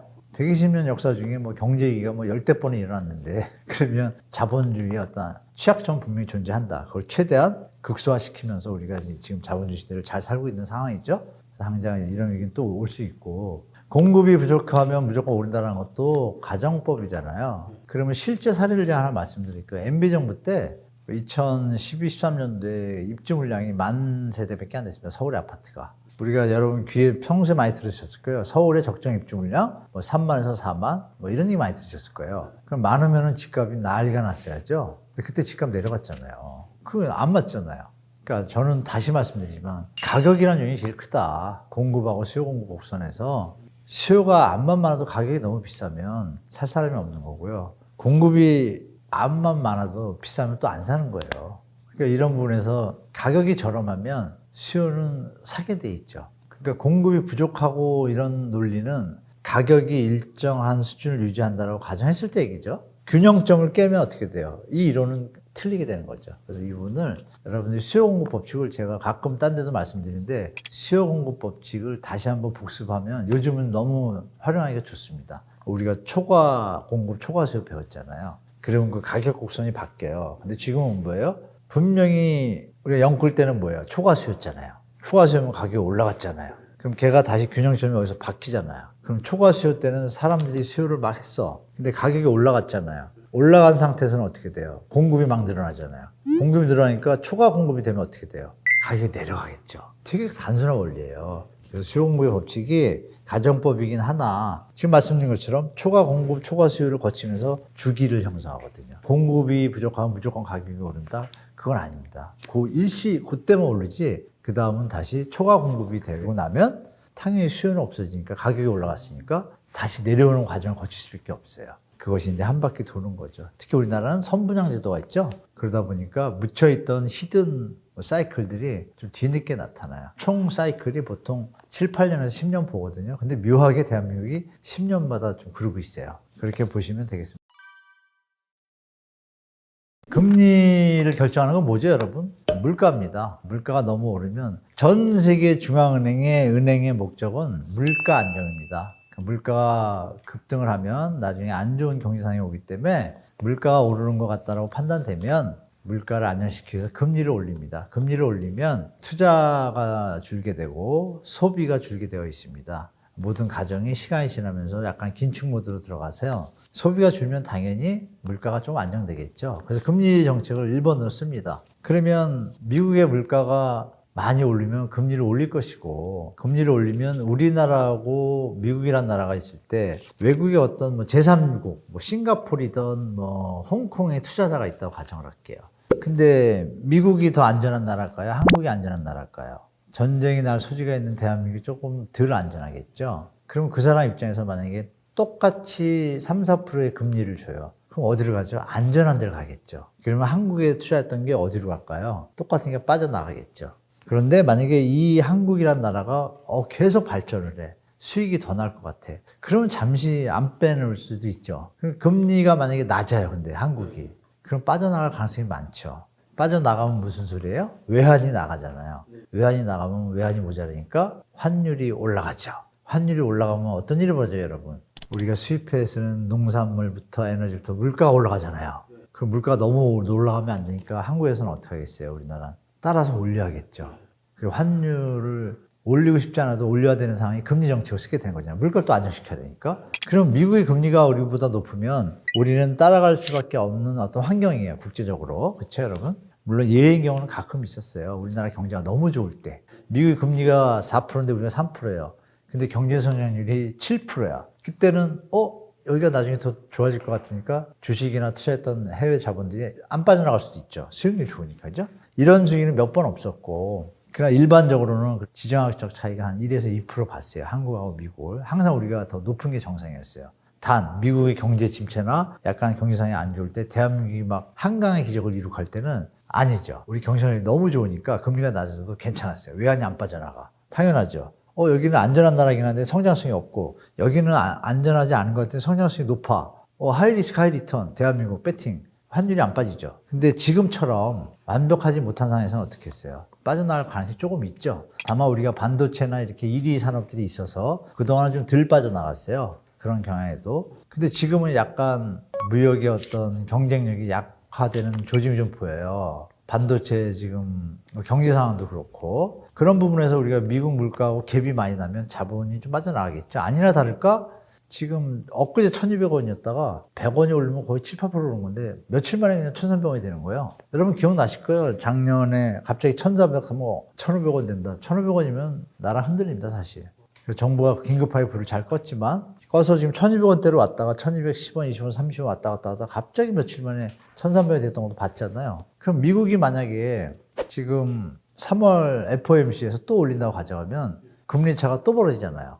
이런 추세가 이어진다고 가정하면, 그럼 결론 뭐예요? 미국이 금리를 계속 올리면 우리는 상태가 안 좋아지니까 미국이 금리를 올릴지 안 올지는 물가를 보면 되는데, 물가에서 이런 부분이 있습니다. 물가를 뽑을 때 CPI가 이제 일반 물가지수잖아요. 그러면 이제 근원 물가지수라고 있잖아요. 에너지하고 식량 빼고 나머지가 근원 물가지수예요. 그 구성원 중에 미국의 고용 비용 지수라는 게 있어요. ECI라고. 그 부분이 2012년부터 작년까지 평균이 0.6에서 0.7% 수준이야, 상승률이. 근데 2023년 1월에 나온 데이터가 1%예요. 좀 높아요. 임금이 올라가면 소비 여력이 높아지잖아요. 그럼 물가가 하락할 요인이 줄겠죠. 그런 베이스들이 있어서 파월 장관께서도 데이터에 좀 근거해서 시장을 보겠다. 이 표현이 되게 중요한 말입니다. 데이터가 안 받쳐주면 금리 인하할 수 없다는 얘기를 돌려서 표현한 겁니다.